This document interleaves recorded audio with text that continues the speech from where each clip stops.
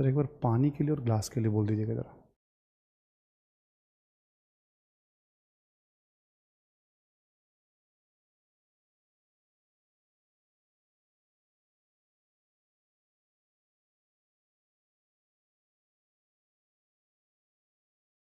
तो good afternoon again, और फिर एक बार स्वागत है आप सभी लोगों का। कल जहाँ थे हम उससे आगे बात कर रहे हैं। आज हम उत्तर पश्चिम में साम्राज्य विस्तार, क्लियर।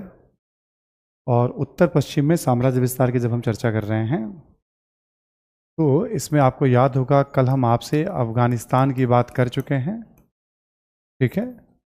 सिंध की चर्चा हो चुकी है, पंजाब की बातचीत आपसे जारी थी,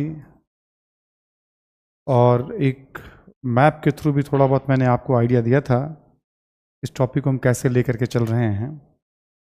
इस टॉपिक में हम तीनों घटनाओं को कनेक्ट करके चल रहे हैं। तीनों मतलब जो हमारे इसमें है राजनीतिक प्लेयर हैं, अफगानिस्तान को भी, पंजाब को भी और सिंध को भी, तीनों को हम इंटरकनेक्ट करके चल रहे हैं। इसमें हम अफगानिस्तान के साथ यहाँ रसिया फैक्टर की भी बात हो रही थी, है ना।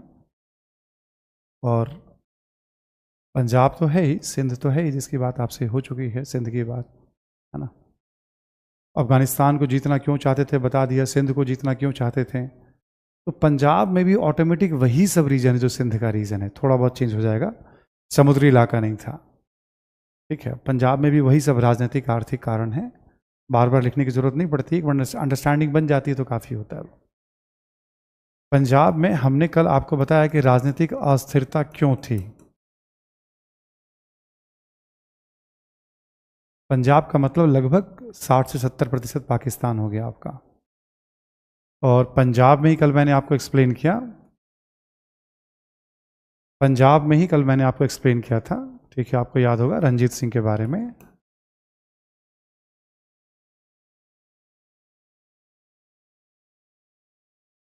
ठीक है, पंजाब में ही कल मैंने आपको एक्सप्लेन किया था रंजीत सिंह के बारे में, ठीक है। और बता दिया था हमने क्यों एक महत्वपूर्ण शासक के रूप में इनकी गिनती होती है। इससे आगे आपसे बात करना हमें आंग्ल सिख युद्ध के बारे में, और संक्षेप में इसकी जानकारी कुछ ज़्यादा नहीं है, इसमें ब्रीफ में इसकी जानकारी आपको हम देते हैं। आंग्ल सिख युद्ध के बारे में 2 युद्ध हुए थे, एक हुआ था 1845-46 में, और दूसरा हुआ था 1848-49 में, ठीक है। 2 युद्ध हुए थे, दोनों के बारे में आपको हम ब्रीफ जानकारी देते हैं।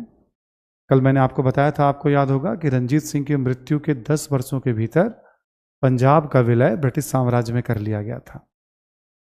वहीं पर जहां आपने कल लिखा था वहां पर नोट करके आप लिख लेंगे, जरा एक पॉइंट नोट करके लिखेंगे आप, एक पॉइंट। रंजीत सिंह के पश्चात खड़क सिंह, रंजीत सिंह के पश्चात खड़क सिंह, नौनिहाल सिंह, शेर सिंह और दलीप सिंह।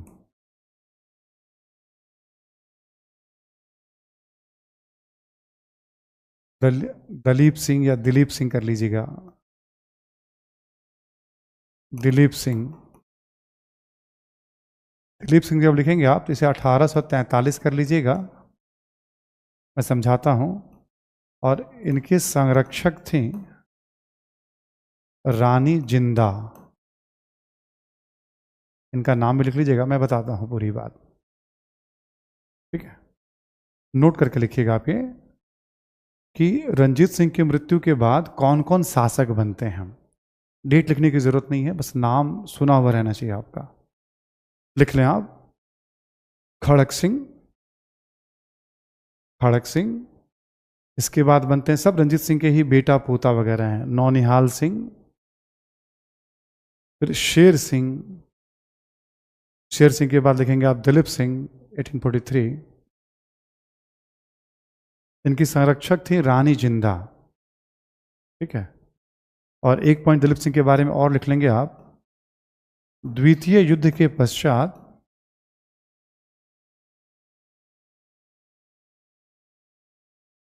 द्वितीय युद्ध के पश्चात इन्हें पेंशन दिया गया।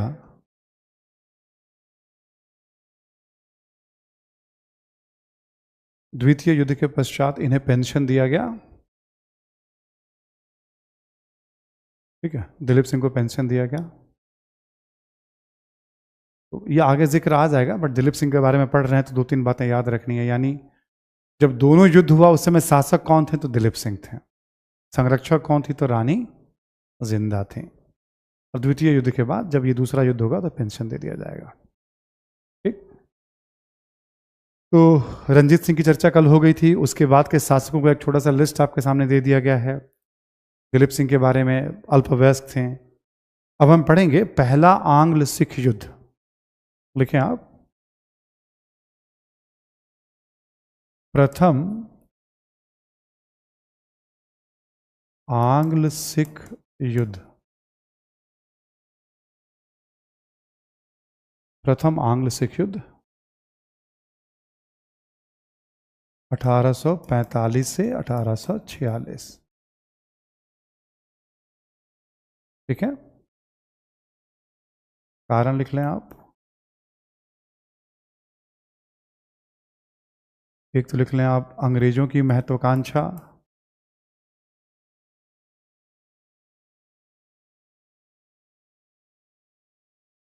महत्वाकांक्षा यानी अधिक से अधिक भूभाग पे कब्जा करना, भारतीय राज्यों को अधीन बनाना और पिछली उपलब्धि से उत्साहित रहना। ये सारी बातें हम पीछे समझा चुके हैं आपको। हम तो हर जगह अंग्रेज चाह रहे हैं कि युद्ध, एक पार्टी तो है ही, ठीक है ना। लिखेंगे आप, अंग्रेजों के द्वारा युद्ध की तैयारी एवं सिखों को युद्ध के लिए उकसाना।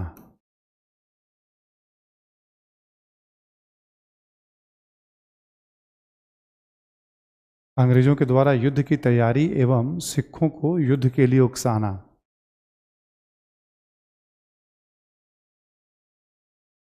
हमेशा की तरह ध्यान रखिएगा, बार बार क्या बताना इसमें भी। अब चैट हमने रखा हुआ है, टेक्निकल टीम के पास चैट रहती है, वो लोग देख रहे होते हैं, कोई टेक्निकल इशू ना है। मैं आपसे क्लास के एंड में ही फिर आपके सवालों को इकट्ठे लूंगा मैं। ठीक है, आप क्लास पे पूरा ध्यान रखिएगा। ठीक है, कुछ भी लिख करके भी टाइम वेस्ट मत करिएगा। आखिरी में फिर 10-12 मिनट आपके सवालों को मैं ले लूंगा। सिखों को युद्ध के लिए उकसाना, ये बस समझने वाली थोड़ी सी बात है। अंग्रेजों ने क्या किया, जब अफगानिस्तान के हारने के बाद सिंध को जीत लिया था, अंग्रेजों ने क्या किया, सिंध में एक अच्छी खासी सेना तैनात कर दी पंजाब बॉर्डर पे। तो पंजाब के शासक को लगने लगा, वहां के सेनापतियों को लगने लगा कि अंग्रेज हमला करने की योजना बना रहे हैं। दूसरा, अंग्रेजों ने क्या किया, सतलज नदी के अपनी तरफ पूर्व में, पश्चिम की तरफ तो रंजीत सिंह का साम्राज्य था, वहां भी सैनिकों की संख्या बढ़ा के करीब 32,000 35,000 कर दी। और क्या होता है, टेम्पररी एक पुल बनाया जाता है जिसे पोंटून पुल कहा जाता है। अभी भी इसका नदियों में प्रायः यूज किया जाता है, गर्मी के मौसम में ज़्यादातर यूज होता है। जब नदी वगैरह में पानी कम होता है तो पार करने के लिए लोग उसका इस्तेमाल करते हैं। अभी भी बहुत जगह आप देख सकते हैं, है ना, पोंटून वर्ड यूज किया जाता है उसके लिए, पोंटून पुल। ठीक है, तो अंग्रेजों ने बहुत सारे वैसे पोंटून पुल बनाने के लिए जहाज वहां एकत्रित कर लिए जिससे नदी पे पुल बनाया जा सके। और अंग्रेजों के द्वारा बार बार मैसेज दिया जा रहा था कि हम कुछ तो करेंगे हम। तो सिखों को लगा कि भाई हम अपनी धरती पे क्यों लड़े, हम क्यों ना हम उन पे हमला कर दे सतलज पार करके। ठीक है, और फिर अंग्रेजों के द्वारा सिखों को युद्ध के लिए उकसाना। एक और पॉइंट लिख लें आप, राजनीतिक अस्थिरता पंजाब में।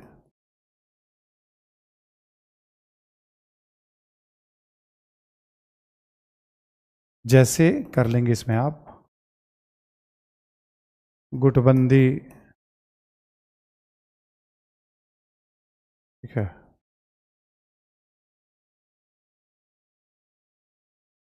गुटबंदी। ठीक है, शासकों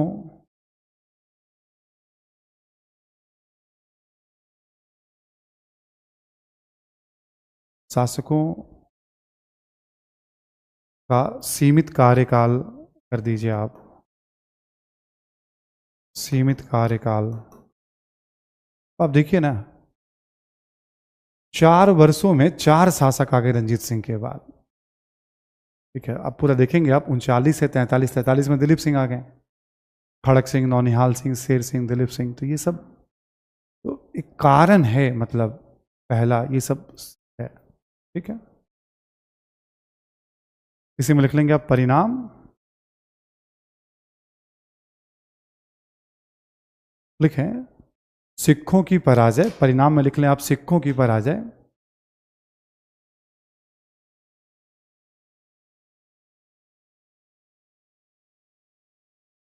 सिखों की पराजय।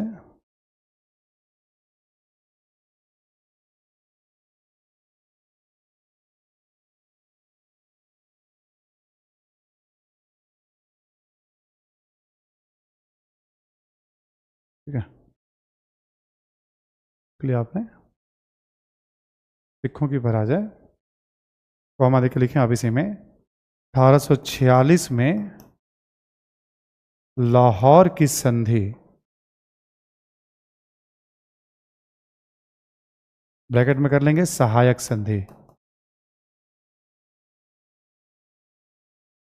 लाहौर की संधि के द्वारा युद्ध समाप्त हुआ।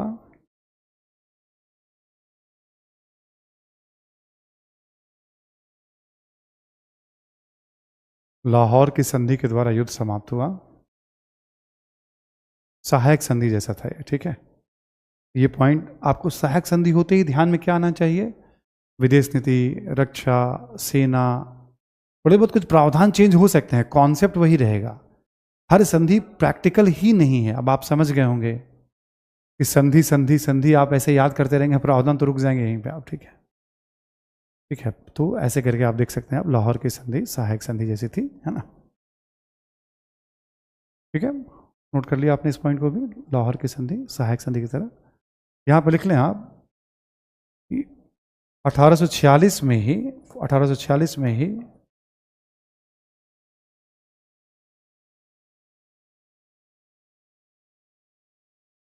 भैरोवाल, भैरोवाल एक जगह है पंजाब में, भैरोवाल में एक और संधि की गई।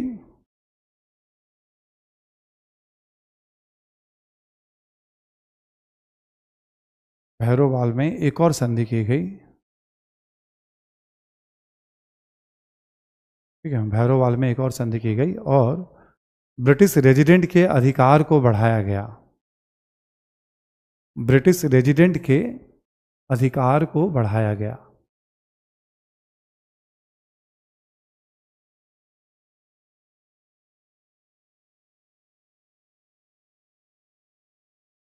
ठीक है, ब्रिटिश रेजिडेंट के अधिकार को बढ़ाया गया। यहां नोट करके लिख लेंगे आप, प्रथम सिख युद्ध की बात कर रहे हैं हम लोग। देखें, इस युद्ध में लाल सिंह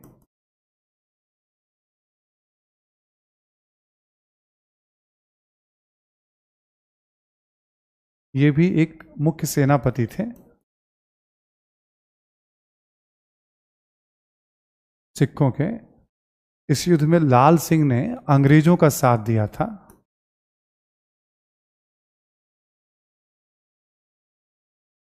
इस युद्ध में लाल सिंह ने अंग्रेजों का साथ दिया था, सेना को मिसगाइड वगैरह करके। ठीक है, अंग्रेजों को इन्फॉर्मेशन देके। और लाल सिंह समझिए आप पंजाब के मीर जाफर हो गए, मतलब ये लाल सिंह कौन हो गए, पंजाब के मीर जाफर हो गए। ठीक है, अंग्रेजों का समर्थन दिया था लाल सिंह ने, करेक्ट। तो और एक जानकारी के लिए मैं बता रहा हूं, आप अपने स्टडी मटेरियल वगैरह में कभी कभी पढ़ेंगे आप कि पहले युद्ध के दौरान 5 लड़ाइयां हुई थी, मुदकी, फिरोज शाह, बद्दोवाल, अलीवाल, सबराव। पहले 4 में फैसला नहीं हो पाया था। सबराव एक जगह है, वहां की लड़ाई में फिर अंग्रेजों को सफलता मिली थी। उसके बाद क्या हुआ, सिखों ने सरेंडर कर दिया। ठीक है, दिलीप सिंह वैसे भी अल्पवयस्क थे, लाल सिंह लाल सिंह के बड़े अच्छे संबंध थे रानी जिंदा से। इन लोगों को लगा कि चलो अंग्रेजों का जब प्रभाव होगा तो हम लोगों का प्रभाव और बढ़ जाएगा। हालांकि इनकी ये सोच गलत साबित हुई, आगे चल के इन्हें काफ़ी समस्या हुई। बट अंग्रेजों ने जब देखा कि जो रंजीत सिंह ने एक मजबूत सेना बनाई थी और सिखों ने जबरदस्त 4 बार अनिर्णायक, चलो हैदर अली, टीपू सुल्तान वो शुरुआती दौर था अंग्रेजों का, बट इस समय तो अंग्रेज वाकई निर्विवाद तौर पे दुनिया में सबसे बड़ी शक्ति थे। उस समय बड़ी शक्ति थे बट चुनौती थी। इस समय तो कोई चुनौती देने वाला भी नहीं था।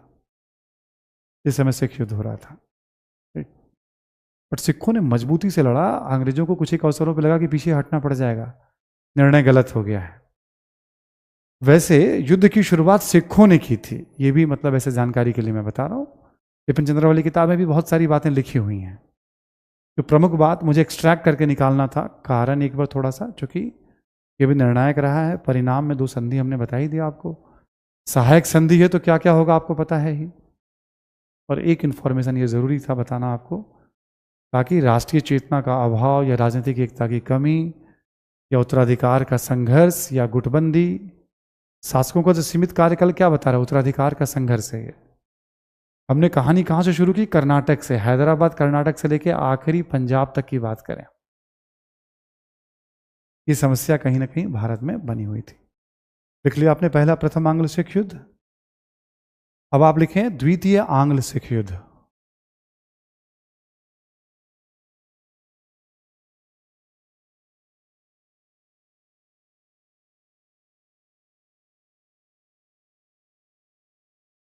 अठारह सौ 48-49।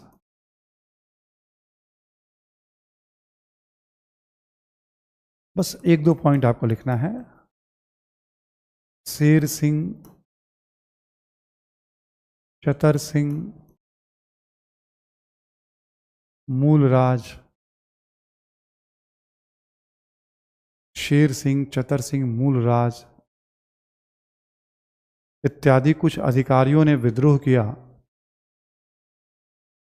इत्यादि कुछ अधिकारियों ने विद्रोह किया।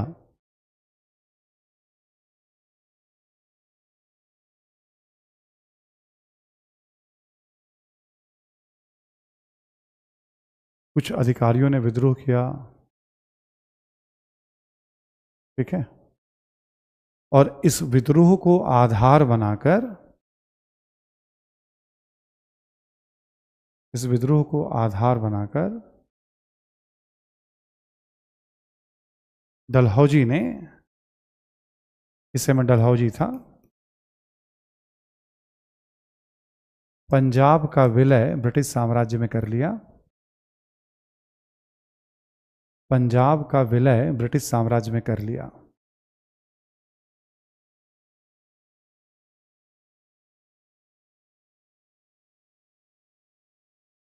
ठीक है, तो ऑलमोस्ट समझ लो आप, पाकिस्तान का एक बड़ा इलाका, कश्मीर, हिमाचल का एक बड़ा इलाका, ये सब अंग्रेजों के पास आ गया दूसरे सिख युद्ध के बाद।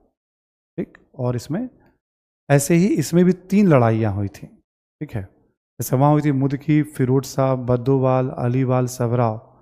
यहाँ हुआ था रामनगर, चिलियांवाला, और एक जगह है गुजरात या तोपों का युद्ध। अच्छा, कई बार इन्फॉर्मेशन मैंने बोल दिया है, मैं लिखवा नहीं रहा हूँ। आप कहीं से नहीं भी पढ़ते हैं, कभी आप रिकॉर्डिंग क्लास देखते हैं, आपको मन करता है कि हाँ इन सब लड़ाइयों के बारे में हमें जानना है, तो आप सुन करके नोट कर सकते हैं। आप एक बार प्रायोरिटी में, चूंकि वो उतना महत्व तो नहीं रखता, उसका रीज़न मैंने बता दिया है। तो मैं जब आपको पढ़ाता हूँ तो ऑप्शनल के जो पुराने पेपर थे, जीएस का जो पेपर रहा है, उसके नेचर को ध्यान में रखता हूँ, सिलेबस को ध्यान में रखता हूँ, मैं जीएस पढ़ा रहा हूँ इसको ध्यान में रखता हूँ, तब जाकर के घटनाओं का कुछ कुछ मैं चयन करता रहता हूँ।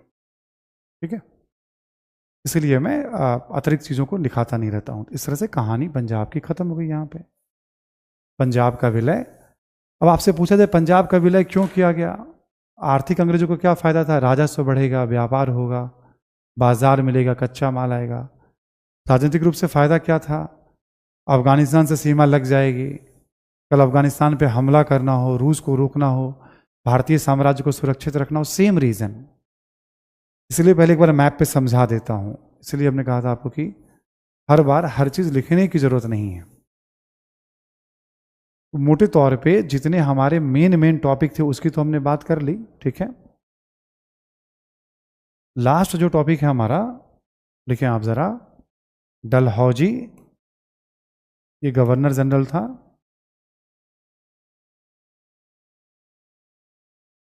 एवं साम्राज्य विस्तार।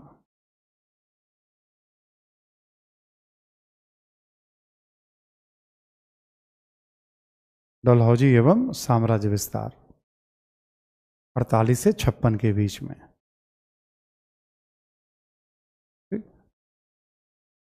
पॉइंट्स मिलते चलेंगे। युद्ध के द्वारा, पहले एक बार लिख लीजिए फिर मैं समझा दूंगा आपको।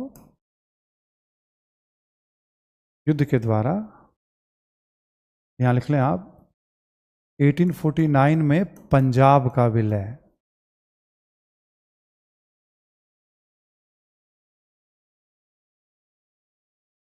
अभी जस्ट हमने बताया तो डलहौजी के काल में है, डलहौजी को सीरीज आता है इसका। 1850 में, 1850 में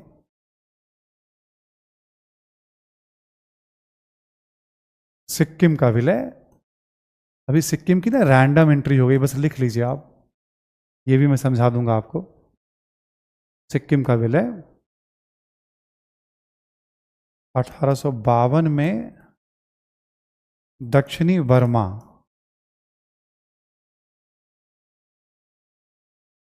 ये भी एक्सप्लेन करूंगा, लिख लीजिए आप, दक्षिणी बर्मा का विलय।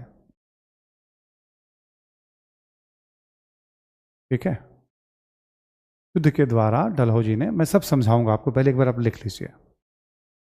ठीक है, और एक लिख लें आप, युद्ध के बिना,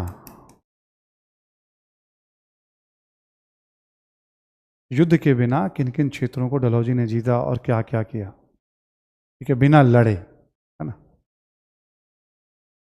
यहां लिख लें आप, 1853 में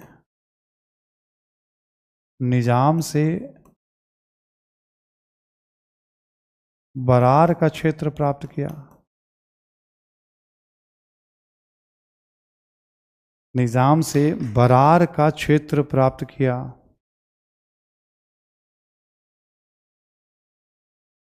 निजाम से बरार का क्षेत्र प्राप्त किया।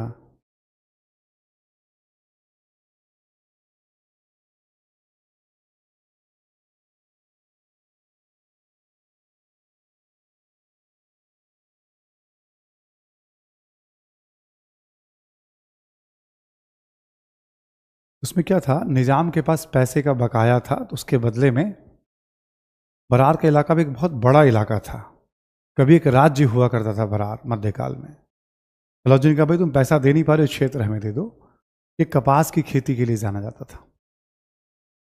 यहां लिख लें आप, 1856 में कुशासन के नाम पर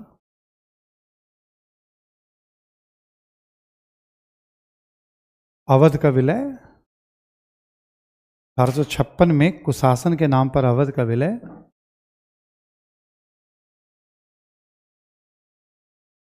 ब्रैकेट में कर लेंगे, अवध के शासक थे उस समय वाजिद अली शाह।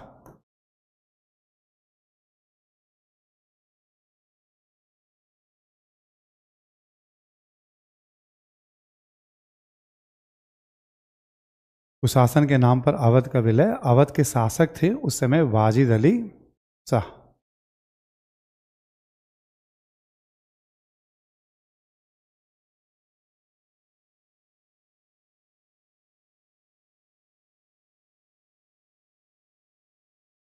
तिरपन में निजाम से बरार का, 56 में कुशासन के नाम पर अवध का विलय, अवध के शासक थे वाजिद अली शाह।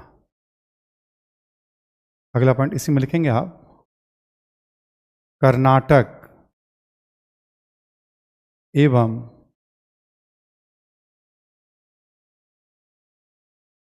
तंजौर के शासक, कर्नाटक एवं तंजौर के शासक का पेंशन बंद कर दिया गया।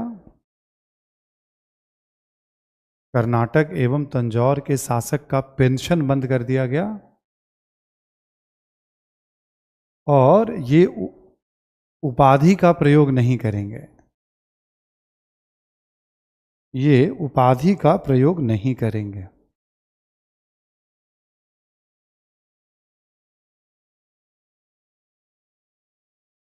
ठीक है, ये उपाधि का प्रयोग नहीं करेंगे।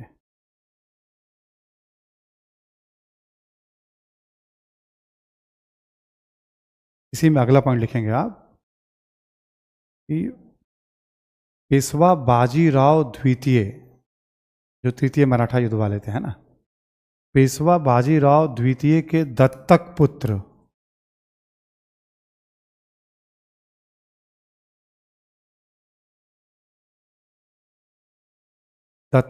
नाना साहेब का भी पेंशन बंद कर दिया गया।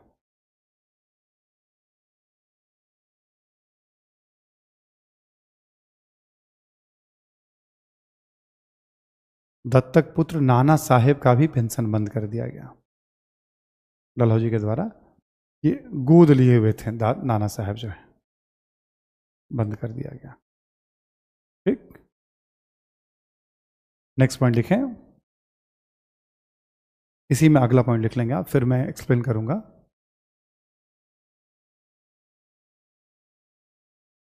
लिखें गोद निषेध नीति।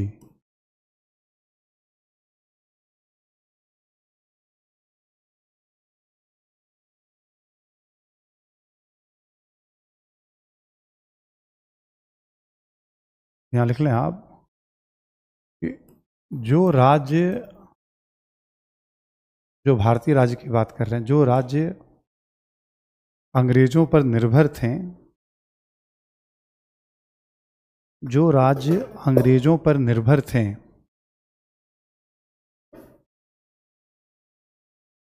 जो राज्य अंग्रेजों पर निर्भर थे और जो राज्य अंग्रेजों पर निर्भर थे और उनके स्वाभाविक उत्तराधिकारी नहीं थे, उनके स्वाभाविक उत्तराधिकारी नहीं थे,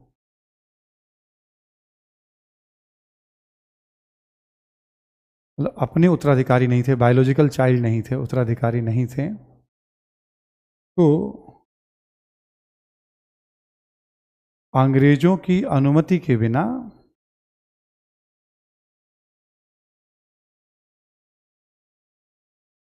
अंग्रेजों की अनुमति के बिना गोद लेकर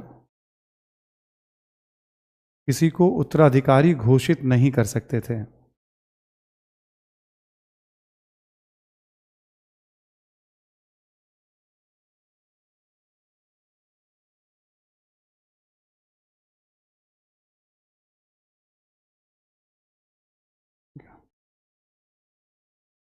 अंग्रेजों की अनुमति के बिना गोद लेकर किसी को उत्तराधिकारी घोषित नहीं कर सकते थे।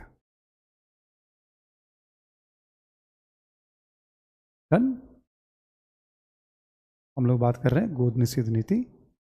इसको चाहे ना तो अंग्रेजी में भी लिख लीजिएगा आप, थोड़ा सा ठीक रहेगा। डॉक्ट्रिन ऑफ लैप्स, गोद निषेध नीति को डॉक्ट्रिन ऑफ लैप्स भी कहते हैं। ठीक, मैं रिपीट कर देता हूं। मतलब जिन राज्यों के गठन में, पुनर्गठन में या किसी कारण से अंग्रेजों पर निर्भर है, मानो जो सहायक संधि जितने भी कर लिए सब, ठीक है, यदि उनके स्वाभाविक उत्तराधिकारी नहीं है, ठीक है, तो अंग्रेजों की अनुमति के बिना किसी को भी उत्तराधिकारी घोषित, अंग्रेजों की मर्जी वो दे या ना दे, है ना। लिखें कि अगला पॉइंट इसी में लिखें, डलहौजी से पूर्व भी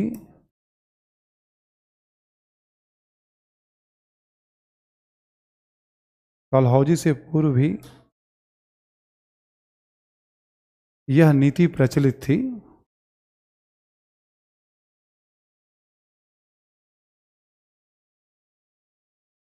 डलहौजी से पूर्व भी यह नीति प्रचलित थी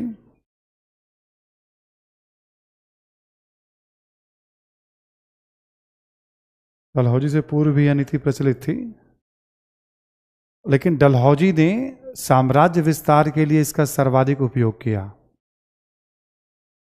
डलहौजी ने साम्राज्य विस्तार के लिए इसका सर्वाधिक उपयोग किया। ठीक, दूसरी बात मैंने बता दी आपको डलहौजी ने साम्राज्य विस्तार के लिए इसका सर्वाधिक उपयोग किया। अगला पॉइंट लिखें, डलहौजी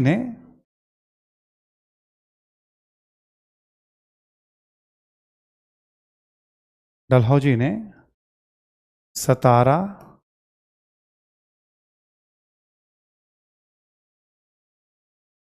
जैतपुर, संबलपुर, बाघाट, उदयपुर,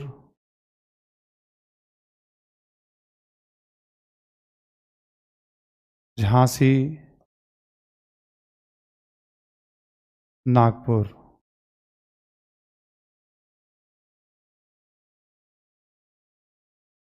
ठीक, नामक राज्यों का विलय किया।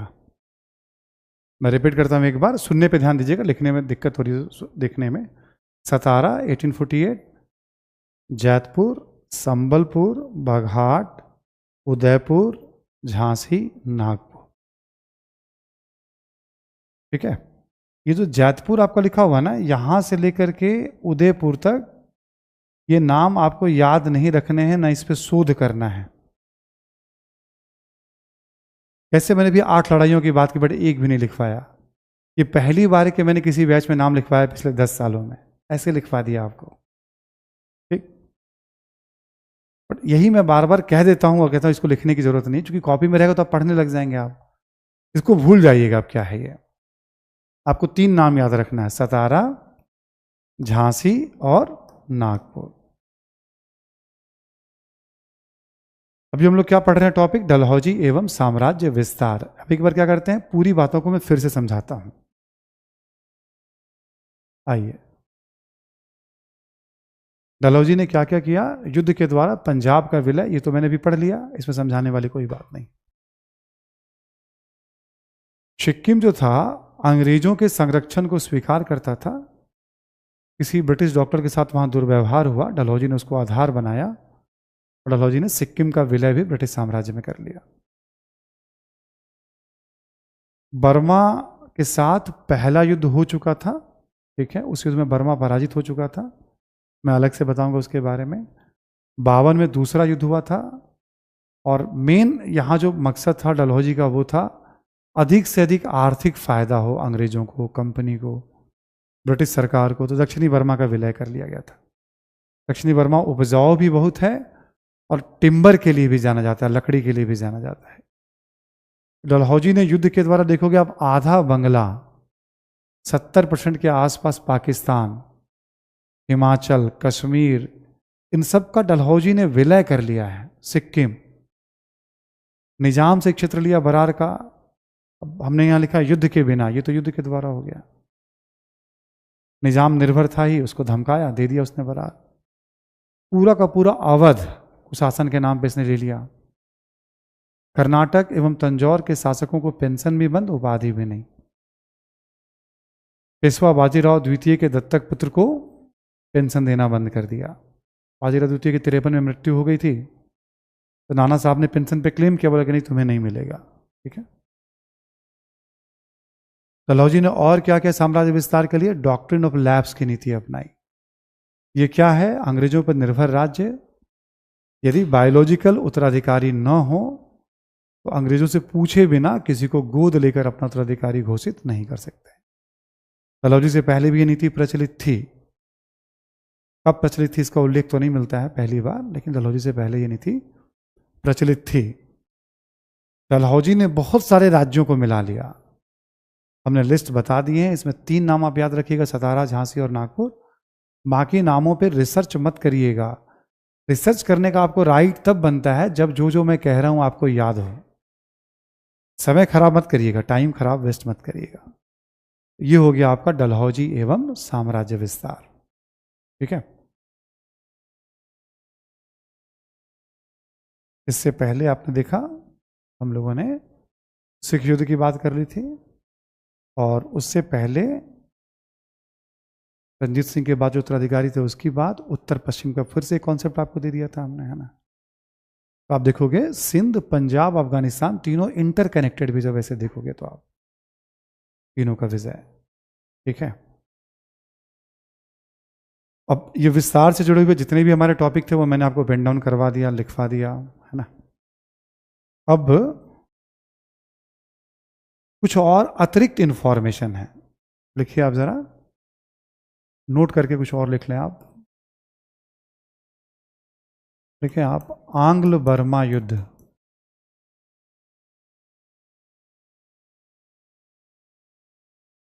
देखो आप इसे पढ़ना चाहोगे तो विपिन चंद्रा में भी है, स्पेक्ट्रम हर जगह दिया हुआ है ये। मेरा बस सुझाव ये है कि कभी आप एक बार वैसे पढ़ के निकल जाना, वहां रुकने की जरूरत नहीं है आपको। आंग्ल बर्मा युद्ध, देखिए आप, प्रथम युद्ध 1824 से 26, 1824 से 26, ठीक है। लिखें, उत्तर पूर्वी भारत पर बर्मा ने दावा छोड़ा,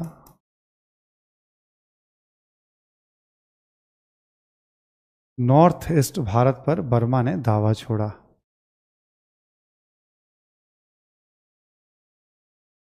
ठीक है।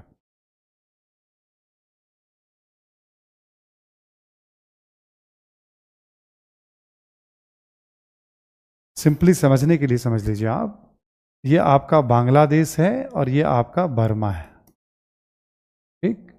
आप देखोगे नॉर्थ ईस्ट की सीमा बर्मा से लगती है, मतलब मैप में तो बहुत प्रॉपर तरीके से बना हुआ आपको मिल जाएगा। तो 7 सिस्टर्स हैं, उसमें कईयों की सीमा बर्मा से लगती है, ठीक है। बर्मा अपने साम्राज्य का विस्तार कर रहा था नॉर्थ ईस्ट में, बर्मा अपने साम्राज्य का विस्तार कर रहा था। मैप को प्रॉपर देख लीजिएगा एक बार आप, ठीक है ना।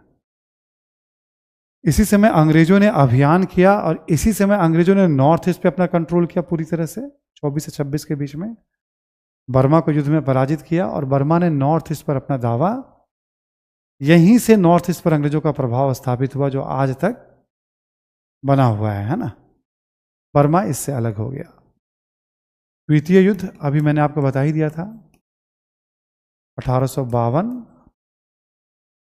दक्षिणी बर्मा का विलय,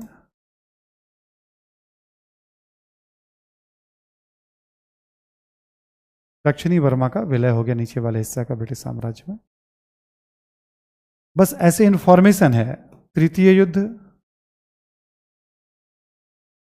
1885,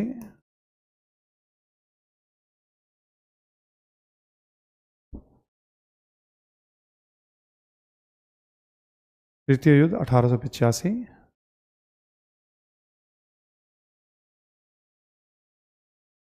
ठीक है। तृतीय युद्ध 1885,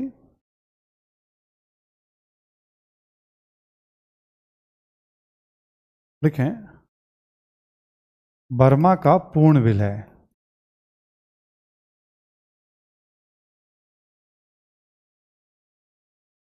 बर्मा का शासन कहां से चलता था? भारत से ही शासन चलता था। ये हो गया बर्मा का पूर्ण विलय। नोट में एक पॉइंट, आंग्ल बर्मा युद्ध, ठीक। अफगानिस्तान की तो आपसे हम बात कर ही चुके हैं हम, है ना। दूसरा पॉइंट लिखें आप, 1814 से 16 में आंग्ल नेपाल युद्ध,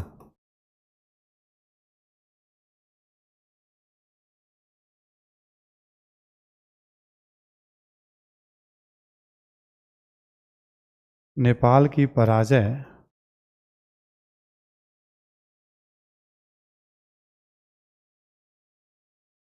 नेपाल की पराजय एवं उत्तराखंड के एक बड़े भूभाग पर, उत्तराखंड के एक बड़े भूभाग पर नेपाल का नियंत्रण स्थापित हुआ।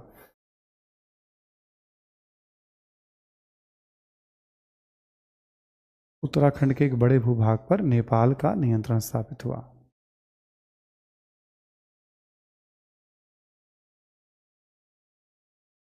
आप देखेंगे नॉर्थ ईस्ट पे नियंत्रण, उत्तराखंड पे नेपाल बॉर्डर पे नियंत्रण, ये सब अलग अलग युद्धों के दौर में हुआ। तो ये सब भी थोड़ा बहुत हमें अवेयर रहना पड़ता है, जानना पड़ता है। तीसरा में लिख लें आप थर्ड पॉइंट में,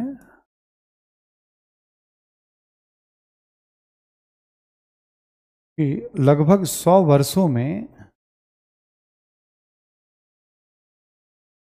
लगभग 100 वर्षों में अंग्रेजों ने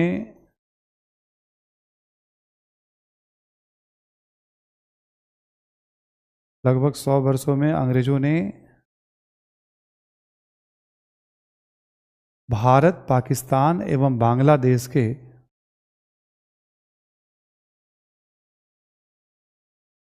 भारत, पाकिस्तान एवं बांग्लादेश के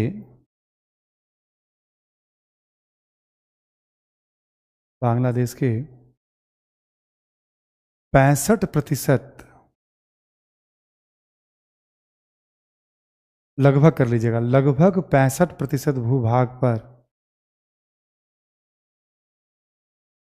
प्रत्यक्ष नियंत्रण स्थापित किया।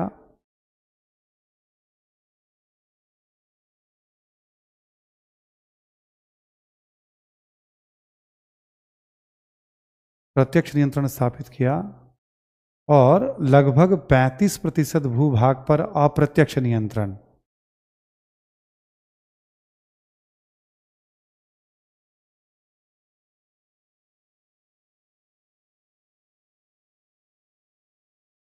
अप्रत्यक्ष नियंत्रण, इसी में लिखेंगे आप, अप्रत्यक्ष नियंत्रण वाले क्षेत्रों पर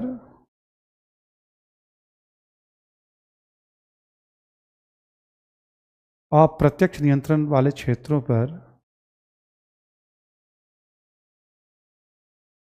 पर देसी रियासतों का शासन था।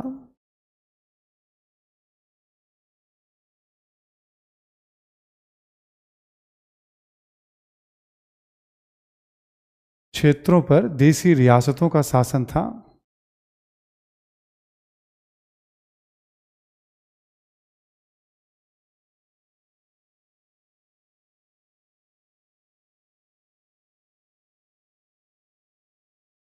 क्षेत्रों पर देसी रियासतों का शासन था।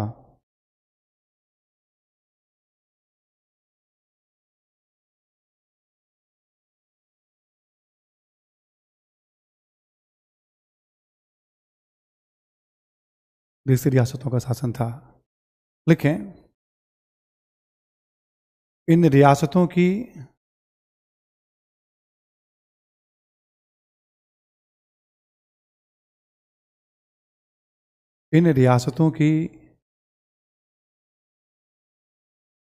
विदेश रक्षा एवं संचार नीति, विदेश रक्षा एवं संचार नीति अंग्रेजों के द्वारा संचालित होती थी।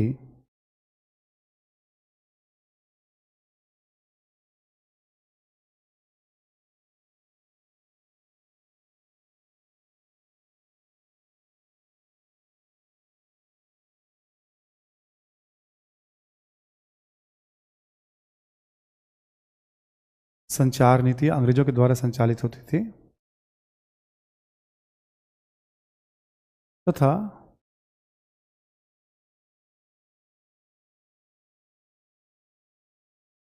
आंतरिक मामलों में भारतीय शासकों को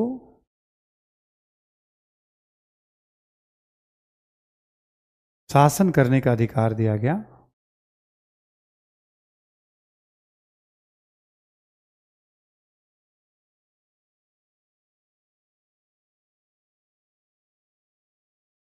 ठीक है, लास्ट वाला पॉइंट मैं आपको फिर से एक बार समझा देता हूं।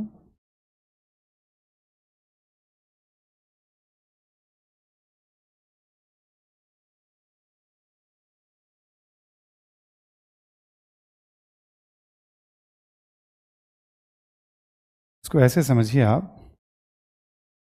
कि अंग्रेजों ने इस पूरे भारत के, मतलब ये पाकिस्तान का इलाका हो गया आपका और ये बांग्लादेश का इलाका हो गया आपका, ठीक है, इस पूरे भारत के 65% भूभाग पर प्रत्यक्ष शासन यानी सीधे शासन, यानी सारे निर्णय अंग्रेजों के द्वारा लिए जाएंगे, चाहे आंतरिक मामलों में हो या विदेश नीति हो या रक्षा हो या संचार, सब कुछ हो। और इसी पे जैसे मान लीजिए सपोज दैट यहां पे हैदराबाद है, ठीक, हैदराबाद का निजाम आपको ध्यान होगा।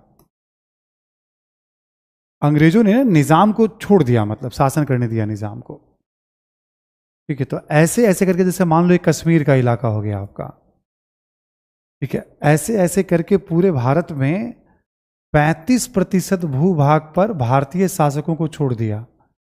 पर ये जो 35% भूभाग था, भारतीय शासक स्वतंत्र नहीं थे, बल्कि अंग्रेजों से वो समझौतों से बंधे हुए थे, और उनकी विदेश नीति, रक्षा नीति और वहां संचार वगैरह पे अंग्रेजों का काफी हस्तक्षेप था। बाकी मामलों में उन्हें शासन करने का अधिकार दिया गया था। ये जो 35% भूभाग है, लगभग आजादी के समय यहां 562 रियासतें हो गई थी। कभी कभी आप सुनते होंगे वल्लभ भाई पटेल ने देशी रियासतों का विलय किया था। ये एक टॉपिक है जो हम पढ़ेंगे आजादी के बाद। 562 रियासतों का हम वहां जिक्र करेंगे, हम अध्ययन करेंगे। हम समझ में आ रही बात? तो ये बात बस समझने के लिए, बाकी देशी रियासतों की कोई बात नहीं होनी है। हम जो भी बात कर रहे हैं ब्रिटिश प्रांत की बात कर रहे हैं, ब्रिटिश क्षेत्र की बात कर रहे हैं जो भारत पे कब्जा हुआ था। चीन बर्मा युद्ध फैक्चुअली थोड़ा बहुत ध्यान रखिएगा, जो बातें हमने बताई। नेपाल युद्ध भी फैक्चुअली थोड़ा ध्यान रखना है। अफगानिस्तान वाली बात हमने कर ली है आपसे, ठीक है। इससे पहले हमने डलहौजी वगैरह की सब चर्चा आपसे कर ली है। आइए आगे बढ़ते हैं हम लोग। इस पूरे टॉपिक में हम लोगों ने क्या क्या पढ़ा ब्रिटिश विस्तार में, फिर से एक बार आइए आप। यूरोपियन का आगमन, एक बहुत संक्षेप में 5-10 मिनट की चर्चा हुई थी आपसे। भारतीय राज्य एवं राजनीतिक दशा, ये आप सभी को याद होगा, चूंकि पहली क्लास थी तो पहली क्लास में चीज़ें थोड़ी दिमाग में बैठनी भी शुरू हो जाती। कौन कौन से राज्य थे, राजनीतिक दशा क्या थी, ठीक है। कर्नाटक में 3 युद्ध, ये भी लगभग लोगों को याद होगा, पहला, दूसरा, तीसरा। महत्व क्या था अंग्रेजों के दृष्टिकोण से, ये भी बताया था मैंने आपको। बंगाल विजय, आप सभी को याद होगा, पलासी की लड़ाई, बक्सर का युद्ध, द्वैत शासन। देखो, एक तो मैंने पहली बार लिखाया तो आपको लग रहा होगा इसमें हम क्या पढ़ेंगे, नहीं पढ़ेंगे। जिन्होंने पढ़ रखा है उनके लिए कोई नई बात नहीं है, और जो पहली बार पढ़ रहे हैं उनके लिए बिल्कुल नई बात थी है। अब जब मैं कहूंगा बंगाल विजय, तो आपको भी पता है कि हाँ, पलासी की लड़ाई, बक्सर का युद्ध, द्वैत शासन, 3 चरणों में अंग्रेजों ने बंगाल पर नियंत्रण स्थापित। अब बता देंगे इसको बहुत आराम से। क्लाइव की बात की, अब आपको इसके बारे में भी पता है, ठीक है। आंग्ल मैसूर युद्ध, 4 युद्ध हमने पढ़ा, ये भी आपको पता है बहुत आराम से, आसानी से। ऐसे देखें आप, आंग्ल मैसूर युद्ध के साथ साथ हम लोग बात करें सपोज दैट, तो वेलेस्ली की बात की थी हमने, ठीक। साम्राज्य विस्तार भी, सुरक्षा भी और सहायक संधि भी अलग से बताया था, ठीक है। और वेलेस्ली के बाद आप सभी को ध्यान होगा भी हमने बात की थी कल आंग्ल मराठा युद्ध, फिर उत्तर पश्चिम में विस्तार, ठीक है, फिर डलहौजी। और नोट करके हमने डलहौजी में भी केवल साम्राज्य विस्तार बताया। डलहौजी के कार्यकाल में बहुत सारे हुए हैं, और डलहौजी में भी केवल साम्राज्य विस्तार बताया। पूरे टॉपिक को आप मिला दोगे एक बार, आप देखोगे तो दूसरे कर्नाटक युद्ध में अंग्रेजों ने यहाँ कर्नाटक पे प्रभाव स्थापित किया। ये बंगाल, बिहार, उड़ीसा वाली कहानी आपको याद होगी। मैसूर युद्धों की बात करें, ठीक है, ये मराठों की बात होगी, है ना। ऐसे आप देखोगे रुक करके मैप पे, तो सब कभी न कभी विलय हुआ या संधि हुई। इस प्रकार अंग्रेजों ने ग्रेजुअली पूरे भारत पे, कहानी शुरुआत यहाँ से होती है, फिर अंग्रेजों ने यहाँ प्रभाव मजबूत किया, फिर यहाँ स्थिति मजबूत की, तो यहाँ पूर्ववर्ती तट पे ही अंग्रेजों ने, फिर दक्षिण में, फिर मध्य और पश्चिम में, फिर उत्तर पश्चिम में। बंगाल की बहुत बड़ी भूमिका रही, यहाँ के पैसे की, यहाँ की सेना की, बंगाल और अवध दोनों की बात करें। ये टॉपिक था, आपने पढ़ लिया।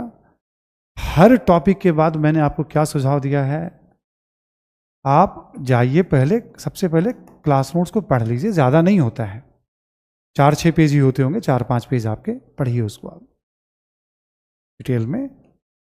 फिर आप उसका एक सिनॉप्सिस बना लीजिए। आप सिनॉप्सिस में प्रतिदिन बनाता रहता हूँ क्लास के अंदर, आप मेरी कॉपी भी कर सकते हैं, बट कॉपी क्यों करना है, ये कोई बहुत ऐसा नहीं कि इसका फिक्स फॉर्मूला है। सिनॉप्सिस में हमने बताया डिटेल सिनॉप्सिस, दूसरा हमने बताया शॉर्ट सिनॉप्सिस। शॉर्ट सिनॉप्सिस जैसे एग्जांपल देके फिर मैं आपको बताऊं अभी एक बार। मान लीजिए आपने वेलेस्ली पढ़ा, सपोज दैट वेलेस्ली जब आया उस समय पृष्ठभूमि, बैकग्राउंड क्या थी, जैसे आप दिमाग में खाका बना रहे हैं, बैठ के सोच रहे हैं आप, इसके लिए चित्त स्थिर होना चाहिए, पढ़ाई पर ध्यान होना चाहिए, टॉपिक की समझ, बार बार उसको पढ़ना जरूरी है। ठीक, वेलेस्ली ने क्या कार्य किया, क्या स्टेप उठाया, इतना काफी है। इसमें से आपको सारे पॉइंट्स जो भी ध्यान में आता है, मैसूर से युद्ध, मराठों से युद्ध, गोवा, डेनमार्क, मिस्र, कौन कौन से पॉइंट्स आपको याद आते हैं। और फिर सहायक संधि, वेलेस्ली ने किन किन राज्यों से सहायक संधि की, ठीक है, नोट करके कुछ बातें लिखे थे हमने, सहायक संधि के प्रावधान और महत्व। ये क्या हुआ, शॉर्ट सिनॉप्सिस हो गया, हमने बस जो हेडिंग दी है मैंने उसको कहा लिखने के लिए आपको। अब आप इसके आधार पर सोचिए, पृष्ठभूमि, वेलेस्ली जब आया अंग्रेजों के पास कौन सा क्षेत्र था, कौन सी चुनौती थी, नेपोलियन का खतरा था, step, Mysore, Maratha, Goa, Denmark, pension, ठीक है, मिस्र, सहायक संधि, हैदराबाद, मैसूर, तंजौर, अवध, पेशवा, नोट में डुप्ले वगैरह के बारे में बताया था आपको, प्रावधान, रक्षा, विदेश नीति, यूरोपियन अमेरिकन, भूभाग, रेजिडेंट, ये सब मेजर पॉइंट्स हैं। एक बार हमने इसे रखा, जब रिकॉल कर लिया, ये एग्जाम में तो कभी भी लिखने के लिए कहा जा सकता है ना आपसे, इसलिए हमने कहा था कि short synopsis is very important, क्योंकि आपको कितना याद है इससे पता, थोड़ा हिंट लेंगे तो पता चल जाएगा आपको। जो याद है वही लिखेंगे आप, याद है तो टिक मारना कौन सी बड़ी बात होगी, टिक मारना यानी पहचानना ऑब्जेक्टिव में, इसलिए याद रखना बहुत जरूरी है। याद नहीं तो लिखेंगे कैसे, सॉल्व कैसे करेंगे हम, ठीक है। अभी तैयारी की शुरुआत हुई है, आप, ठीक है, बहुत मस्ती में, अभी क्लास होता तो मैं बहुत, आप में से बहुत सारे सवाल पूछ रहा होता, अब मैं पूछूंगा, जब आपका रिस्पॉन्स आएगा तो पढ़ने में भी बहुत टाइम लगता है। क्लास में क्या होता है, क्विक हम रिस्पॉन्स ले लेते हैं एक बार हम, ठीक है, उसमें थोड़ा ऑनलाइन को भी अब देखने लगा था मैं कि कोई बच्चे जवाब दे रहे हैं तो क्या दे रहे हैं, जस्ट इंटरेक्ट करने के लिए, तो एक पता चल जाता है आपको कितनी बातें याद है। आपको याद होगा पहली क्लास में हमने कहा होगा, बट अब कितनी बातें याद हैं आपको। इसके बाद हम अगले टॉपिक की तरफ जाएंगे, तो फिर पहला टॉपिक कितना याद रहेगा आपको, तीसरे टॉपिक में जाएंगे, फिर पहला और दूसरा कितना याद है आपको। सारी चीजें एक साथ याद रखने की कोशिश करनी है, इसीलिए मैं आपको बार बार फोर्सफुली समझाता हूं, अनावश्यक विस्तार मत देना अपनी तैयारी को। मैं पहले ही अपनी क्षमता में जो संभव है विस्तार दे रहा हूं, एग्जाम के रिक्वायरमेंट को समझते हुए। ये आपका टॉपिक है जो हमने पढ़ा दिया, ये सब मेथड हमने आपको बताया तैयारी को लेकर के। आइए थोड़ा सा आपको हम कुछ क्वेश्चंस की तरफ ले चलते हैं, यूपीएससी में पूछे गए कुछ सवाल हैं, ठीक है, और ये जो सवाल हैं यूपीएससी में जो पूछे गए हैं, ठीक है, एक सवाल तो रिसेंटली पूछा गया 2022 में,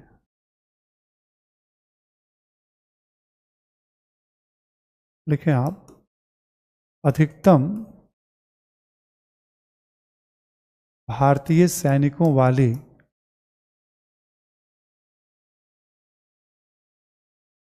ईस्ट इंडिया कंपनी की सेना। अभी जैसे मैं टॉपिक एंड करूंगा ना, सवाल पहले ही ले लूंगा, आपको कोई सवाल होगा तो, ठीक है। सेना, संख्या में अधिक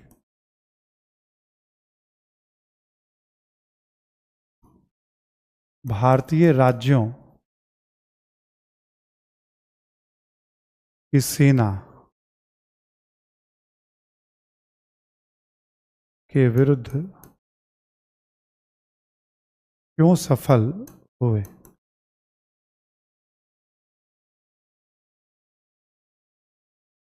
ये कब पूछा गया है? मेंस 2022 में पूछा गया है। ठीक, मैं इस धर्रे पे पिछले 17-18 साल से 18 साल से मॉडर्न इंडिया पढ़ा रहा हूं, और क्योंकि हमारी क्लास में ज़्यादा बदलाव नहीं हो, मेंस में कुछ बदलाव नहीं होना है, थोड़े बहुत इन्फॉर्मेशन बढ़ते घटते रहते हैं क्लास के अंदर। ठीक है, इतना ही होता है।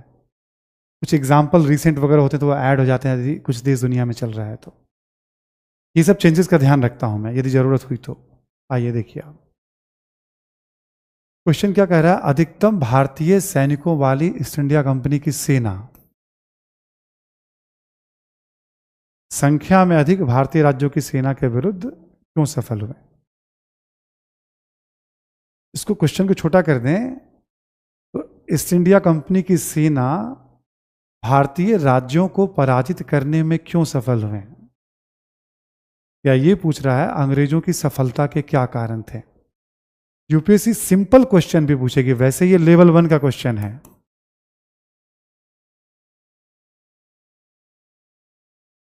ठीक है, वैसे ये लेवल 1 का क्वेश्चन है, बट वो सिंपल क्वेश्चन भी पूछेगी ना तो कुछ ना कुछ तरीका बदल देती है। ठीक, सफलता के क्या कारण थे। जब आप आंसर लिखेंगे तो आप प्रारंभ करेंगे, टॉपिक है विस्तार, तो आप बता सकते हैं कि भाई लगभग 100 वर्षों तक अंग्रेजों ने, ठीक है, भारत के अलग अलग लड़ाइयाँ लड़ी और भारत पर नियंत्रण प्रत्यक्ष और अप्रत्यक्ष स्थापित। आप इस तरह से अपना एक परिचय दे सकते हैं। ठीक, अंग्रेजों की सफलता में विभिन्न कारणों की भूमिका थी, विभिन्न कारणों का योगदान था। अब इसने खुद ही मान लिया है कि अंग्रेजों के पास भी भारतीय सैनिक और भारतीय राज्यों के पास भी भारतीय, फिर भी अंग्रेज क्यों जीत गए। अब क्यों जीत गए इसका उत्तर तो हमने पहली क्लास में दे दिया था। राजनीतिक एकता की कमी, राष्ट्रीय चेतना का अभाव, पिछड़ा सैन्य संगठन, नेतृत्व में दूरदर्शिता नहीं है। ठीक है, अंग्रेजों का बेहतर नेतृत्व है, उत्तम सैन्य संसाधन है। उन्हीं बातों को लिखना है यहां पे। कब पूछा? 2022 में पूछा। प्रारंभ कर दिया आपने अंग्रेजों के सफलता के कारण।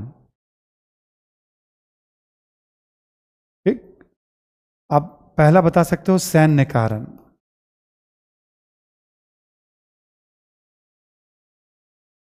अंग्रेजों के पास कैसे बेहतर नौसेना थी, हल्के तोप और बंदूक थे और आधुनिक तरीके से प्रशिक्षण था। जब जब आमने सामने की लड़ाई हुई, ठीक है, तब तब अंग्रेजों की सेना आप देखेंगे कई अवसरों पर मजबूत साबित हुई। ठीक, जैसे आप बता सकते हैं, एग्जांपल देखें, बक्सर का युद्ध आमने सामने की लड़ाई थी। ठीक है, दूसरा मराठा युद्ध आमने सामने की लड़ाई थी। तो आप देखोगे जब जब आमने सामने की लड़ाई हुई तब तब अंग्रेजों ने ताकत बेहतर। बस आपको बता देना है सैन्य कारण, और कोई एक एग्जाम्पल दे दीजिए आप उसमें।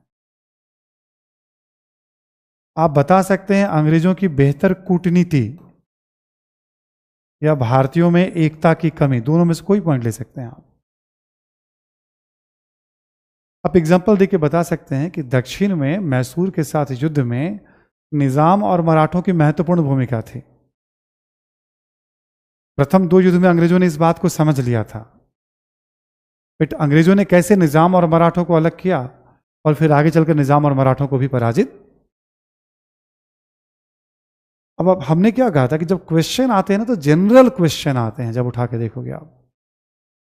इसलिए हमने कहा कि किसी टॉपिक पर रुक करके बहुत डेप्थ में, गहराई केवल इंफॉर्मेशन का, अंडरस्टैंडिंग का नहीं है। गहराई बहुत दे दी है मैंने आपको, कि गहराई की चिंता मत करिएगा। केवल जिसको आप गहराई समझ रहे हैं ना, इंफॉर्मेशन, वैसे वैसे सैकड़ों इंफॉर्मेशन मैं बोल के निकल गया हूं, बस कॉपी में लिखाया नहीं हूं आपके में। ठीक है, पिछले 6-7-8 क्लास में इतनी इन्फॉर्मेशन हमने बोले होंगे ना, ठीक है, बस लिखवाया नहीं आपको कॉपी के अंदर, लिखवाया वही जो मेरी नज़र में मोस्ट इंपॉर्टेंट है। अब देखो ना, इस क्वेश्चन का उत्तर लिखना है। हमारे पास जो सामान्य जानकारी उसके आधार पर हम लिख सकते हैं। आप बता सकते हो राष्ट्रीय चेतना का अभाव, आप बता सकते हो लालच या भ्रष्टाचार, ठीक है, आप बता सकते हो उत्तराधिकार का युद्ध, अंग्रेजों को सफलता क्यों मिली। बस इस बार जब आप लिखोगे ना तो एक एक एग्जाम्पल कुछ आप उसमें दे देना। कभी महाराष्ट्र का एग्जाम्पल, कभी मैसूर का एग्जाम्पल, कभी बंगाल का, कभी हैदराबाद का, कभी पंजाब का। 6-7 कारण आपने दे दिए और 6-7 एग्जाम्पल आपने दे दिया। इस क्वेश्चन में 60% से अधिक नंबर आपको मिल जाएंगे, क्योंकि बहुत रेयर आते हैं, बट ये क्वेश्चन ऐसा था। ठीक है, तो मैंने एक तरह से उत्तर भी इसका बता दिया है दोबारा, जबकि इसका उत्तर मेरे ख्याल में क्लास में जो भी सिंसियर स्टूडेंट है वो लिख सकता है। मतलब इस क्वेश्चन के लिए उसे कुछ पढ़ने की जरूरत अब नहीं पड़ेगी। ठीक है, प्रारंभ कैसे करना और पॉइंट्स आपको देना है, इन कारणों से अंग्रेजों को सफलता मिली। ठीक है, आपको जब लगे थोड़ा बहुत तो आप फिर से रिकॉर्डेड क्लास देख लिया करिएगा। आंसर राइटिंग पे जरूर रिकॉर्डेड क्लास देखा करिएगा 2 बार 3 बार रुक करके, मैंने क्या क्या बोला है। मैं इसलिए ज़्यादातर बातों को बता रहा होता हूँ, जैसे इंट्रोडक्शन ऐसे दे दो, ये पॉइंट्स लिख दो, ये उदाहरण दे दो, ताकि बहुत सारे बच्चे शुरुआती स्टेज में होते हैं, दोबारा तिबारा जब उसको सुनेंगे, पढ़ा हुआ तो है ही टॉपिक उनका, तो वो रिलेट करने की स्थिति में आ जाएंगे। एक सवाल हम लोग और लेते हैं जो पूछा गया है 2017 में, लिखें आप।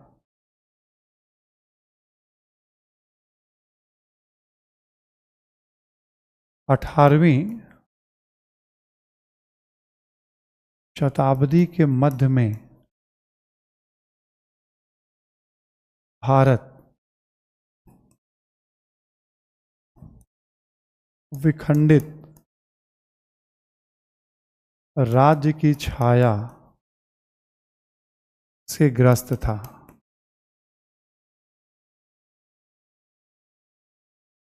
स्पष्ट करें।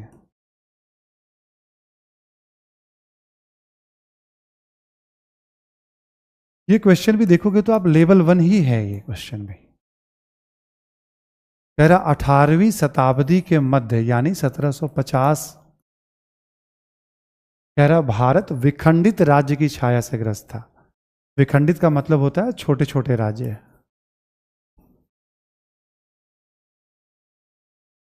छाया यानी परछाई। परछाई प्राय आप देखोगे आपको डार्क प्रतीत होगा, काला प्रतीत होगा।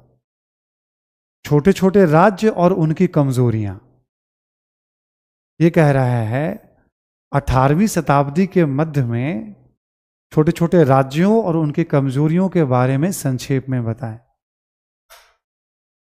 जैसे क्वेश्चन मैं ब्रेक करूंगा और यदि आप क्लास नोट्स पढ़ रहे हैं तो आप लिखते चले जाएंगे। सुन पा रहे हैं सभी लोग?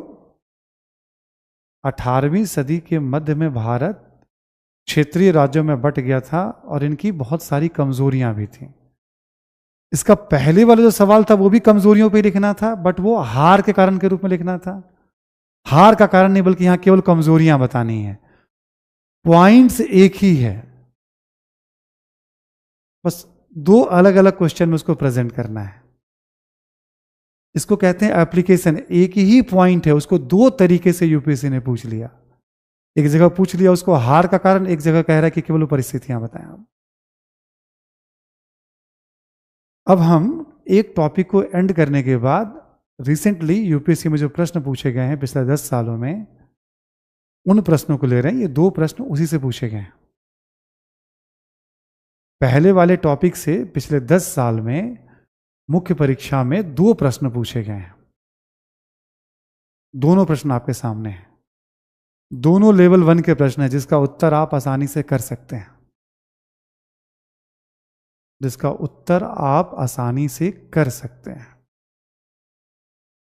ठीक, बस यहां हमने आपको क्या समझा दिया? विखंडित राज्य की छाया का मतलब छोटे छोटे राज्य और उन राज्यों की समस्याएं, उनकी राजनीतिक दशा। बस इतना ही लिखना है आपको। छोटे छोटे राज्य और उनकी राजनीतिक दशा का आपको जिक्र करना है। ठीक है, तो ये है आपका टॉपिक नंबर 1। अब जो पहला टॉपिक हम लोगों ने एंड किया है, ठीक है, बहुत आराम से हम लोग बात भी कर रहे हैं चीज़ों को, ठीक है, जितना संभव है सब कुछ काम काम की बातें आपको बताई जा रही हैं। तो हर टॉपिक में जब हम आपको पढ़ा रहे हैं, हमने कहा था इंटीग्रेटेड, आपको कंप्लीट कवर करना है, उसमें ऑब्जेक्टिव भी है, सब्जेक्टिव भी है, नंबर 1। ठीक, जब मैं टॉपिक आपको पढ़ा दूंगा तो मैं क्लियर कर चुका हूं आपको कि हर टॉपिक की महत्वपूर्ण बातें आपको जाननी है।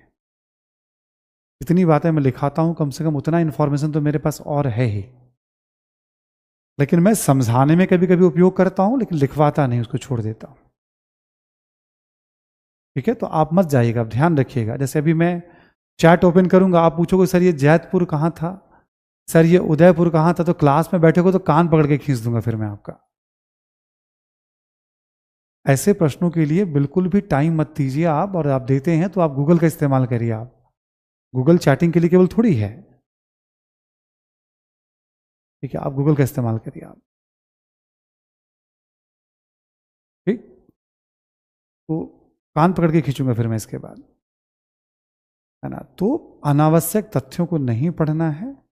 तीसरी बात, जैसे जैसे हम आगे बढ़ते जा रहे हैं, पुराने क्लास नोट्स को दोहराते रहना है, याद रखना है।